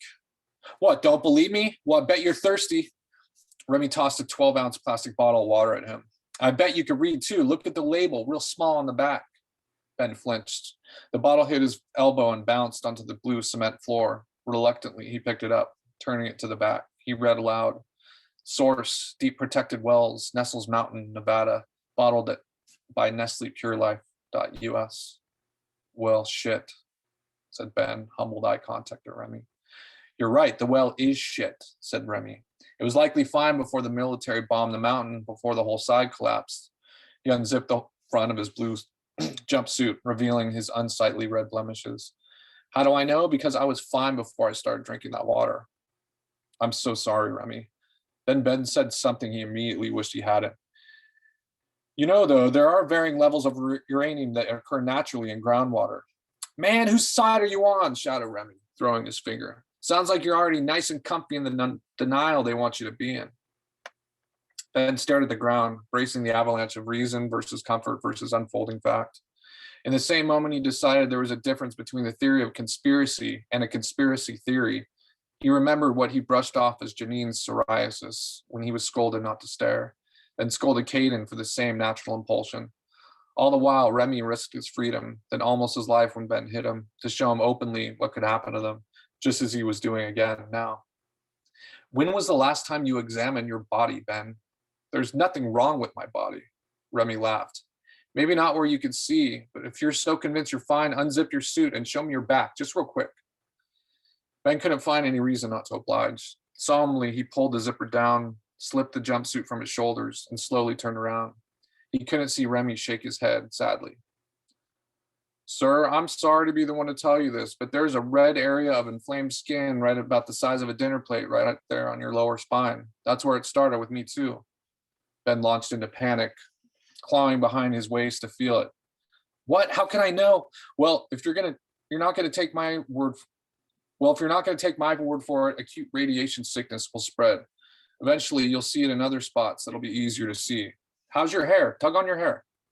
Ben already had both hands on his head, the default pose of stress. So all it took was make two fists and pull. He uprooted 2 large tufts of hair, easy as pulling weeds after a hard rain. He opened his hands in front of his eyes, releasing the strands. They fell slowly but surely to the blue floor. There was an uncomfortable silence. What more was there to say? But Ben wanted to hear everything now, every detail that led Remy to the Nestles, how the military found out he saw the explosion from his homestead, how they likely would have just bombed him out in knee-jerk response. But he took to the hills and hid out for days until they found him. Just like a terrorist overseas, they were testing the strength and radius of the bomb for. They held him at the federal prison camp in Nellis Air Force Base. Well, I'm not sure how long exactly, long enough for them to ship me back to what they're now calling Nestles Mountain. Never even had a name before. While they gave him a new home there, free in exchange for his silence, he felt he was just going from one prison to another. When you can't speak freely, you're not free, he said. They likely just knew it'd be a matter of time before I'd be the first to get sick from the water. So I was basically just a write-off for them, Nestle, and whatever convenient real estate behemoth got involved here. Ben's fist hit his own thigh. Our fucking dream home, a hospice, finished Remy. Renee hadn't been feeling well that day. No matter how much water she drank, it wasn't enough. Yet as her stomach swelled from the water, she couldn't help feeling nauseated. Then came the frequent urination. Was she pregnant? Maybe I should lay down, she thought. She woke rudely to Caden shaking her. They took Dad. They fucking took Dad just like that. Her mouth was so dry she couldn't speak. Nothing a glass of water couldn't help until the doorbell rang.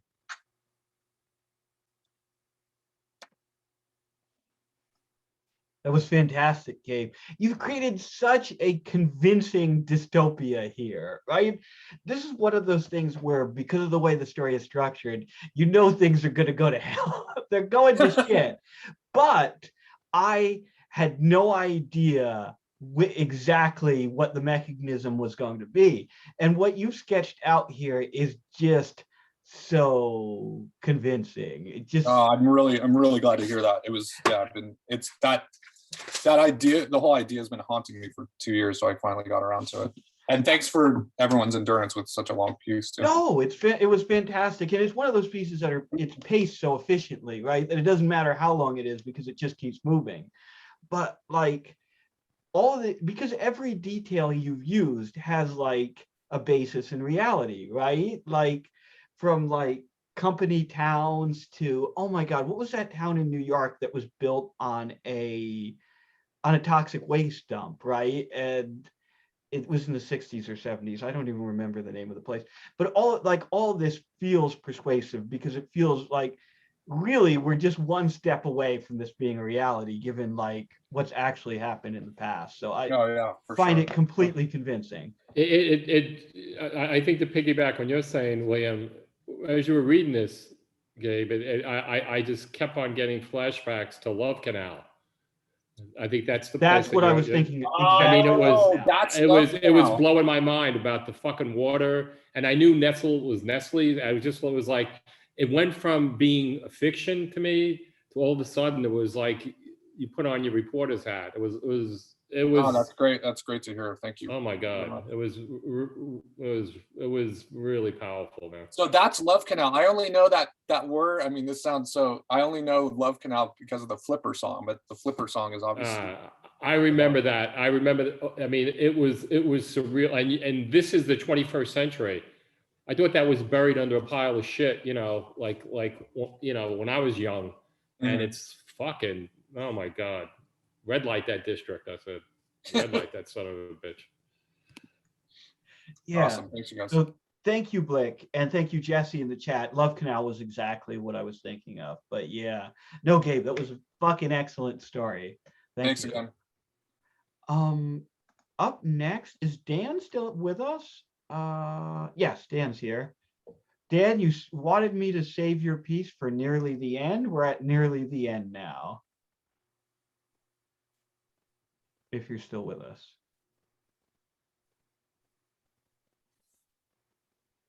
After I'm still here. Dan, One sec. oh, there you are. Okay. Yeah, after Dan, Rudy has something he wants to share. And then after Rudy, I think we're going to wrap the reading up. I don't think we're going to do an open mic tonight. But definitely if you had a piece you wanted to read, shoot me a DM, shoot the Misery Tourism account a DM, and we'll sign you up for next week.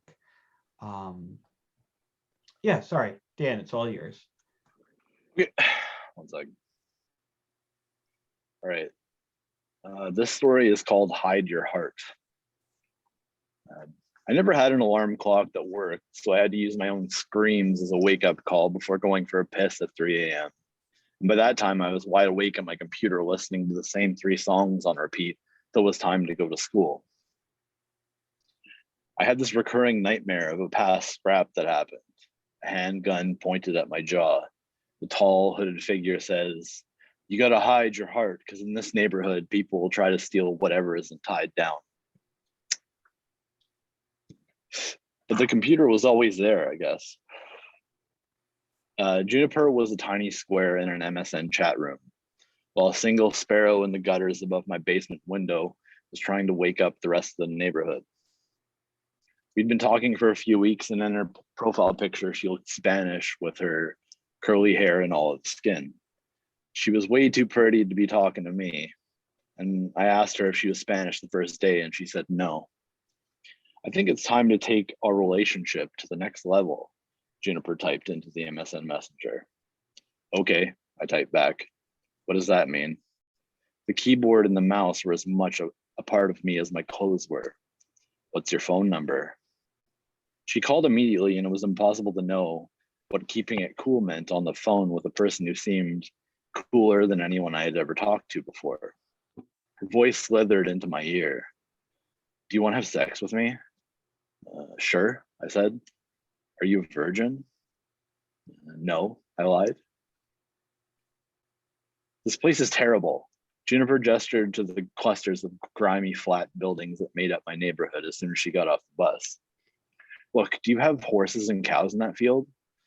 I looked at the dead piece of land uninhabitable because of the high tension power lines running through the center of the city in progress. The wires connected the rural suburbs to the hydroelectric dams peppered along the Fraser Valley, but the brain to mouth connection was broken. I was clueless and afraid of this tiny person in a long black skirt and combat boots. "There's horses on the other side," I muttered. Juniper dug a pack of Demores out of her purse and lit one. The cigarette looked comically large in her hands as she sat in the swing next to me. My old elementary school was still open to anyone to sit in the playground during the summer. I pointed at the patch between the waist of her skirt and the crop top. "Should you be smoking with that on?" She does this thing with her lip where her bottom teeth show but the corners of her mouth raised like the Grinch. "It's a birth control patch," Juniper said. Staring at me so long and silently, I got very uncomfortable. We went to my house and it was empty except for my brother, who was playing Pokemon or something in his room. Juniper immediately jumped on my computer and started digging through my documents. "Where's your porn?" I reformatted it when I installed a new video card. I have a rip of Swingers in the video folder. We watched the movie even though we had both seen it before. Every time she laughed at the movie, it felt like a personal victory. It was weird to suddenly become a boring hick in the eyes of a savvy girl from the big city and then go back to being sort of cool just because of a cult classic movie. When the movie ended, I asked if I could kiss her. Juniper said, "No, I don't kiss innocent boys. I just take their virginity and never call them again." It was offensive to be called innocent with a messy closet full of weapons buried beneath dirty laundry, but I was too afraid to argue with a hot girl so much cooler than me. I went to the bathroom after the movie and came back to Juniper on all fours on my bed with her head in her hands and her backside propped up, growling like a dog. "Do you have a curfew?" I asked. Juniper shook her head without moving any other parts of her body. I can't take you seriously about drugs until you try drugs, she said. She took a baggie and a long mirror out of her clutch and started crushing tiny crystals with her student ID. Looks weird, I said, holding a small drinking straw from a juice box before snorting a tiny line. I don't think I did it right. No, it's fine. Juniper had another line cut and she hoovered it up. What's it supposed to feel like? I felt nothing for a few minutes. Okay, it's like a cup of coffee. Ew, she said. I hate coffee. We made out for a while and she asked me if I wanted to have sex. She told me how she liked being fingered. But then she said, "You're like a vibrator. Why are you shaking?" She laughed at me, touching her breasts. I gave up and the sun went down and we fell asleep in the CRT glow of an ASCII dick scrolling in a marquee across the screen. I woke up to the sound of my father's truck idling on the front lawn. He's passed out, head back, throat exposed in the cab, with the high beams blaring out into the front windows of the house. Someone knocked on my door. My brother was standing there with a frown. He's out there again. I put on my pants and we went out in bare feet to drag my dad inside the house before someone called the cops. There was a horse trailer backed in the driveway, a ventilated container, but it was too dark to see what was inside. Fucking bitch, he muttered.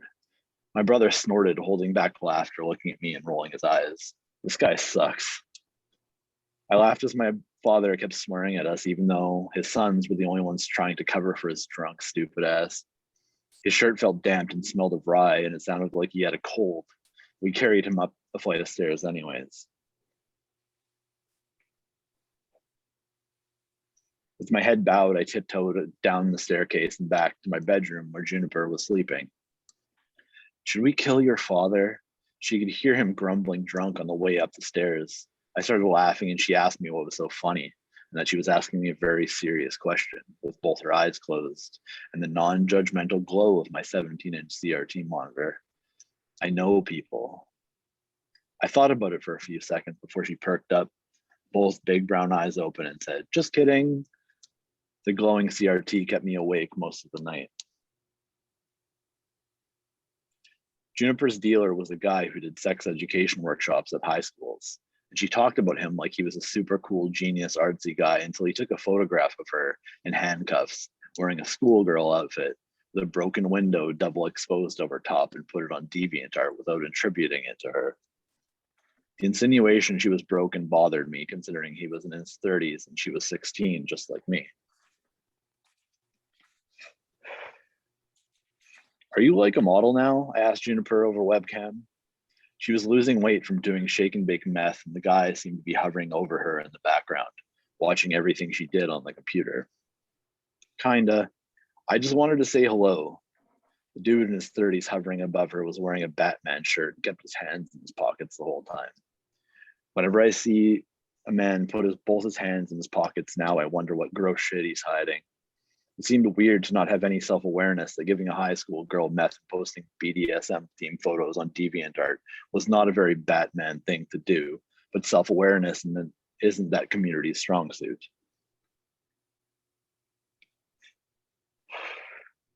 I knew better than to ask if she was okay because I could tell if she wasn't. She was always hovering around 100 pounds, and I knew because her weight was her third favorite thing to talk about. "Do you want to hang out this weekend? I have a Saturday off work." The man behind Juniper instantly reached for the computer and turned off the webcam, but the audio continued. "What the fuck are you doing? I'm going to scream." Juniper had a strange relationship with men.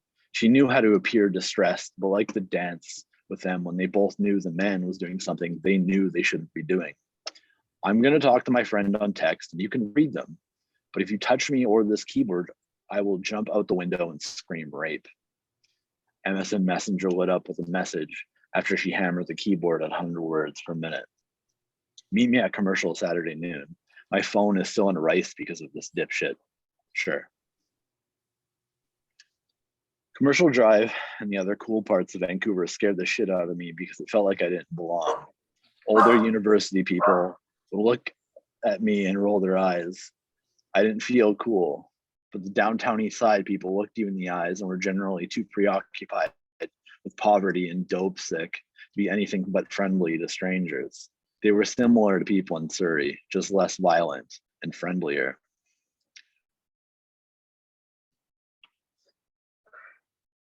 I waited while trying to smooth out the creases in an old houndstooth dress shirt that was crumpled at the bottom of my laundry bin. She was late a bit, going by the giant clock near the entrance of the SkyTrain station. I heard clicking of heels and turned around, and Juniper was there in jeans, a Metallica shirt, and 2-inch black heels. Dark brown tortoiseshell sunglasses hid her eyes, but she had that same strange grin on her face. I have to go get drugs, she said. I need you to come with me because this building creeps me out.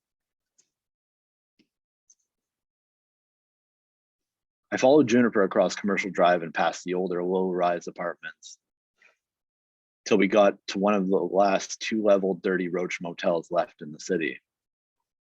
We walked up the shitty, shaggy staircase that looked like the manager put new carpets in every 6 months because it was less expensive than cleaning up bloodstains or scrubbing the fibers to wash out the black tar bodies turn into when they've decomposed in a hot room for months. The janitors wore thick latex gloves and used barbecue tongs to touch everything to keep themselves from getting pricked with needles riddled with HIV, hepatitis, or a leftover hot shot. There was a single chair at the top of the staircase. I'd prefer to wait here, I said. Okay, but if you hear me scream, it means I'm being held at gunpoint and you have to come save me. She was a little too deadpan and terse to be believable, so I rolled my eyes a bit. Okay, fine, that's not gonna happen. I watched her try to hold her balance on the carpet in her heels, but she kept wobbling. I watched her knock on the door and then enter. So I stopped watching and tried to think about something different, like the horses and rabbits and coyotes outside my house 30 kilometers away as the crow flies. After a moment, a shorter dude in a leather jacket walked up the stairs. It looked like he was swimming in it. He didn't pay much attention to me and walked directly to the same room Juniper and whoever else was already in. When the door opened again, I heard Juniper say, "Oh, do you have my drugs?" Which didn't really go over as a joke, but I guess drug dealers didn't have much of a sense of humor, or rather couldn't have a sense of humor about things. I went back to the watching the stairs and started counting the seconds, hoping she would either just leave without drugs so we could both go do something else, at the very least keep her mouth shut. "Finally, thank you," I heard her say, and turned. The leather jacket guy had himself puffed up something fierce and was sort of blocking her in. "Are you two gonna make out when I leave?" The dude punched the wall right by her face and put his hands in his pockets. That looked like it hurt. There was all this adrenaline in my body and nothing to do with it. Nothing to do with it besides pray that she just took the baggie and left it alone. Juniper started giggling nervously and the guy took a small revolver out of his pocket and shot into the ceiling above her head. "Sorry," she said, and started to slither along with her back to the wall until she got to the staircase. She didn't look at me, only at the floor. Neither of us said a word until we got to the park. We sat under a tree and Juniper fumbled with her drug mirror, cracking the tiny crystals until they exploded into dust. "I don't like it," I said when she gestured to a small line. We listened to the summer breeze and the geese and watched older people walk their dogs and chit-chat along the paths. "Does your dad know where you are?" she asked. "No," I said. "Do you think he cares?" "Probably not," I said. "My mom is in recovery right now. My dad works and gets real mad when I don't do what he says. My brother is the favorite, but as long as I answer the phone when he calls, it's mostly okay." The only words in my head I can think of was, "I love you," but I knew that wouldn't go over, so I just said, "Okay." The sun went down and I walked Juniper to her bus stop. I had a hard time looking her in the eyes, thinking about the whole day. She had a small flat smile on her face when she said, "My bus is here." I said, "Okay," again, because my mind was somewhere across the street, buried in the shopping carts full of trash and bottles or the $2,000 purses some of the women were carrying. She pulled her floppy toque on and kissed me on the cheek and laughed before jumping through the swinging double doors of the bus, her heels almost getting stuck in the ridges of the rubber flooring. That's it. Holy shit. Dan, first of all, this is a fucking period piece. This is one of the best period pieces that has ever been read on Misery Loves Company, because every 2003, baby. every Sorry. moment of this piece screams 2003, or at least late 90s, early 2000s, right? The fucking CRT monitor with the ASCII dick screensaver, from the first fucking moment, from like sentence one or early on, when like the fucking bird is chirping outside and the guy is on the computer on MSN. I'm like, fuck it. I've been here. I've lived, like, already. I was like, I understand this. Like, to live in a shitty dead end town at that moment in time, to be coming of age at that moment in time, to be online, to be talking to some fucking stranger. And like, there's something magical about that, right? And you fucking captured it. You captured it fucking perfectly. It's fucking, and I could see in the chat, like, Rudy's losing his shit about this piece too, so I'll let him talk, but fuck. Yeah, holy shit, man. Like, the deviant art references and everything else, like the MSN stuff was perfect. Like, you mentioned, like, the little black or little dot, you know, on MSN. All the stuff about the monitors, like 17-inch CRT. Like, when people, like, the way I can tell when people like have lived through that period versus like they're writing about that period is like when you say the size of the monitor, because like 17-inch, like that was like it was a size that was common, but like super, like, I don't know, I mean, it, like, nobody ever mentions like a 17-inch like CRT. Nobody ever mentions like the size of the monitor. It's always the CRT or like a, you know, because a lot of people, that's just like, you know, it's just a thing from that period. But like, I had a 17-inch CRT, and then I remember like there was the 19-inch one that was super big, and I'm rambling about that. But dude, like, the details are just like on fucking point. Like, and the time and place it takes you to. Like, I thought like a fucking Our Lady Peace song was about to start blaring in the background, like some thief or something. Like, and there's a house built out. I actually went to one of their concerts. Yeah, no. With Finger 11 though. Finger 11 opened for them. It was, that whole thing is like super on point though for that period. It took me to like that time and place. Yeah. Awesome work. Thanks, man. I appreciate it. Absolutely. And Dan, now we are closed. Technically, we're closed. Our submissions are closed until December. So I hope you can sit on this couple months, huh? But no, I think Rudy and I are obviously very excited about this piece. I have a feel like this one is going to go in with like a Surrey Chronicles and be kind of like a ripoff of Jesus' Son by Denny Johnson. So, oh man, I mean, you guys should start publishing books. We that's should. That's the last. There are multiple people. Yeah. I think. You should. Yes, he was on his way out. Oh, here it until he goes. left the city. But we should. We've talked about it.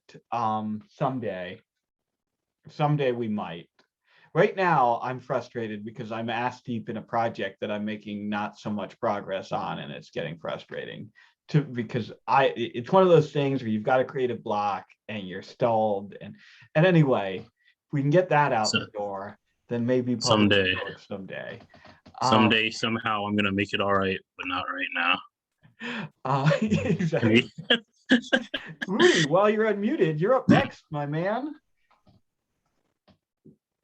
Okay, so I'm gonna read a game first. I'm gonna tweet this thing here. Mm-hmm.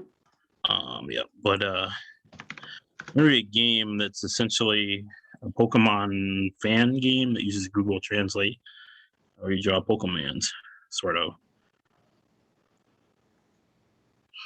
And I think, oh, you've already put the link in there. Okay, cool. So this game is called Displacer Beast. It is a language toy to tame migrant souls. You are a refugee on an alternate Earth forced to immigrate to an unfamiliar country due to war. You are also a connoisseur of wondrous beasts. Your own beasts were taken at the border, put in cages, and then whisked away to parts unknown so as to not unsettle the indigenous biology of your new home. As you travel around the outskirts of the IDP camp you wound up in, you begin finding and capturing new beasts, which aid you in your assimilation and daily survival. You still harbor anger about the unrest in your mother country and dream of one day returning to it and putting an end to the war that displaced you. The country you've landed in must be one that you, the player of this game, are totally or largely unfamiliar with. Your home country is your real country of origin, unless that country is currently war-torn, in which case you should pick a country you wish you lived in. Using a throwaway Twitter account, document your travels as your war-torn ennui takes you further or farther and farther away from the IDP camp. Don't use Wikipedia or do any research for this game. Construct a fictionalized travel log from your own ignorance, bizarre perception, whims of exotification, and biases. It doesn't have to be offensive or consciously satirical or caricature. It should be pleasant, actually, for you anyway. But whatever you think about the country is true for the purpose of this game. Compose at least 4 or 5 tweets each time you play and schedule them to post at a time when you will be asleep. Imagine beasts. Find them, love them, catch them. Open Google Translate. Switch the interpreter to any unfamiliar language spoken in your host country. Enable handwriting mode. Focus on the language you choose. Picture its glyphs, imagine them moving, anthropomorphize them, fetishize them. Use the energy of the moment to draw a beast. Don't agonize over this. Drawing the beast should involve wild mouse movement, stupid strokes, creative cum converted into pixels by Google Corporation. Save the image you drew by right-clicking, then going to Save Image As. Then click on one of the suggestions in the bottom of the handwriting area. If the updated right-hand translation text contains words that are totally illegible to you, or if this text doesn't change at all, the beast escapes. Erase the most recently added text and try again. If Translate gives you suggestions in the left-hand translation box, like did you mean this or that, take them. You may choose any that are available. If the updated translated text makes sense to you, copy any newly added glyphs and put them in a scheduled tweet along with the beast image and a jaunty name you came up with for it. A beast name should say what it does. Give it a name in your native language, using the way its glyph changed the translation as inspiration. Incorporate things from the translation into your travel log tweets. Use the text to inspire your sense of place or illuminate some of the colorful characters you come across. Most of what you communicate through tweets should be about how you and your beast get into lighthearted and occasionally scary situations as you travel the countryside and have fun. If you don't like what the translator says, you can rearrange the order of the glyphs in the left-hand box by copy-pasting them in any way you'd like. Before closing the translate window at the end of your session, save everything in a left-hand box into a text file so that you can continue where you left off next time.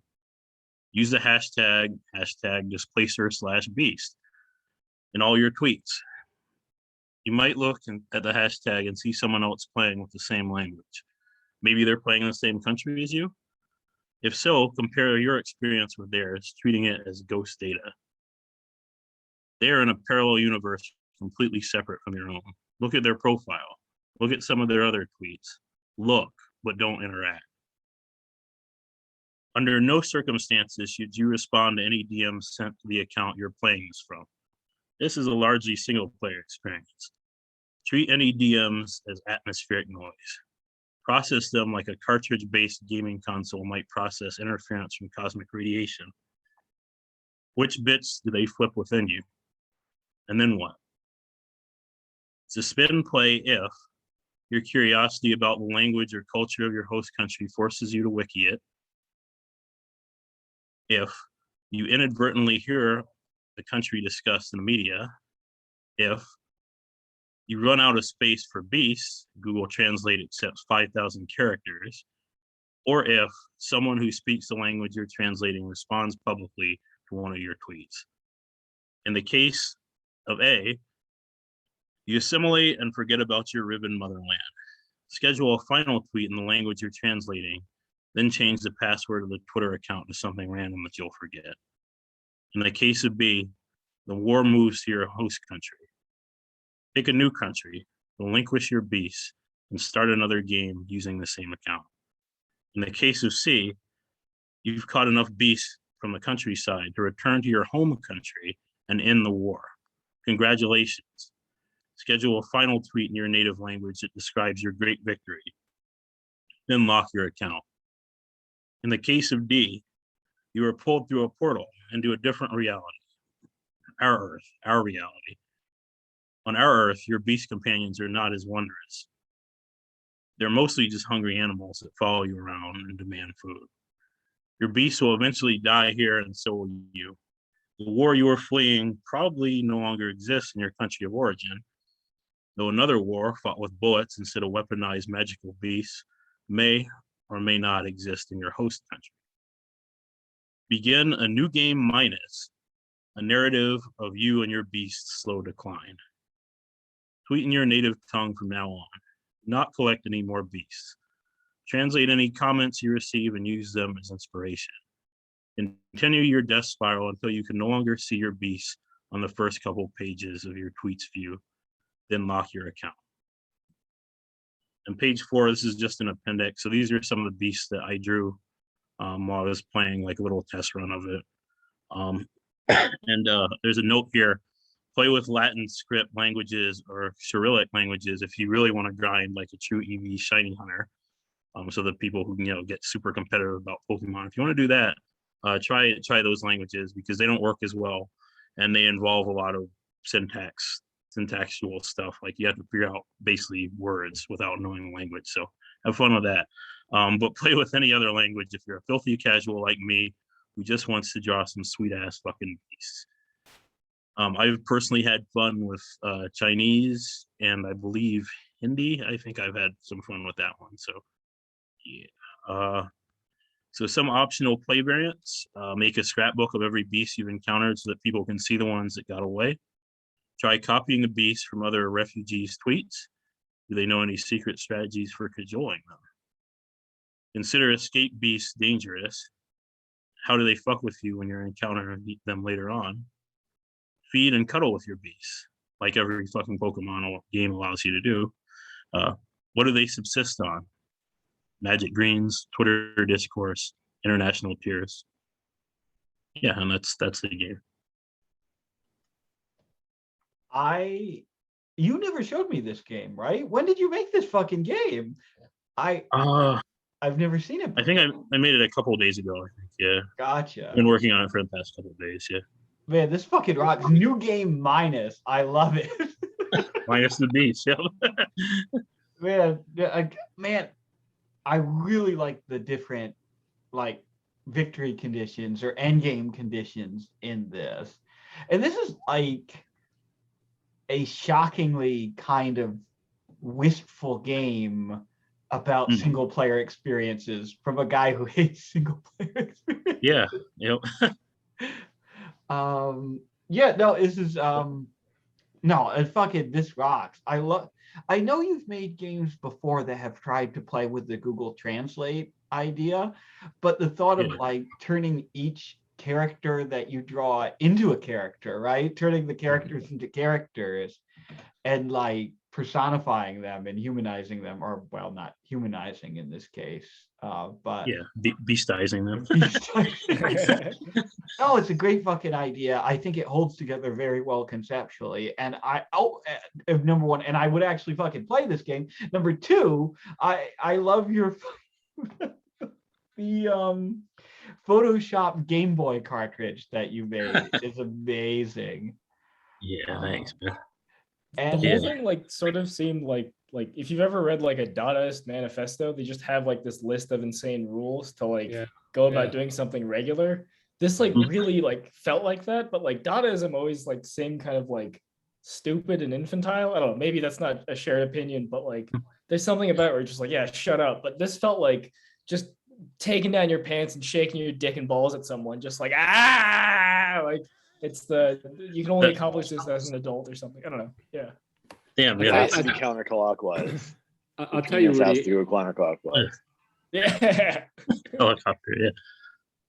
this blows my mind that it's actually a game, because it is just, the instructions is such brilliant satire and political commentary that I wasn't even thinking that there's a game involved. Even if there, I don't even, just as the text, just the way that you read it in that sort of controlled authoritarian voice was like, and about taming every migrant is going to be tamed. I mean, it was like, just as a piece of literature, as a piece of fucking literature. I don't know nothing about games, and I don't really care about games, but I care about this writing, and I care about what you just pulled off, how you hypnotized. Oh, you're dangerous. I can see where you could be. I can see where you could definitely be dangerous if you were on the side of evil, which I don't think you are. I mean, maybe I'm not sure if I'm on.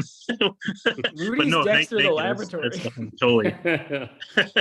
No, that's a great. I mean, Oh thanks my a God. lot. Like, I mean, I really appreciate it. Oh, jeez, it blew my mind, man. It fucking blew my mind.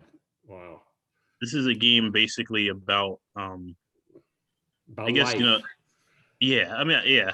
It's, I mean, the way I came up with it basically was thinking about like Pokemon, and I wanted to always want to use this translator thing to make something. As William mentioned, you know, I made a couple of attempts at it, but this one I thought, like, you know, why not get the way people like fetishize languages, and like the way people talk about exotification, right? You know, that's like a big discourse in like the TTRPG community.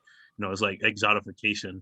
You know, and that, you know, like I don't necessarily think like, you know, that desire to like exotify or whatever the verb that is, you know, whatever. I don't think that's necessarily like super like bad, especially when you have it in like a closed, you know, it's what you think, you know, it's the way you think, it's the way you feel, you know, and so to play with those feelings and that kind of thing, that's what I think games should do.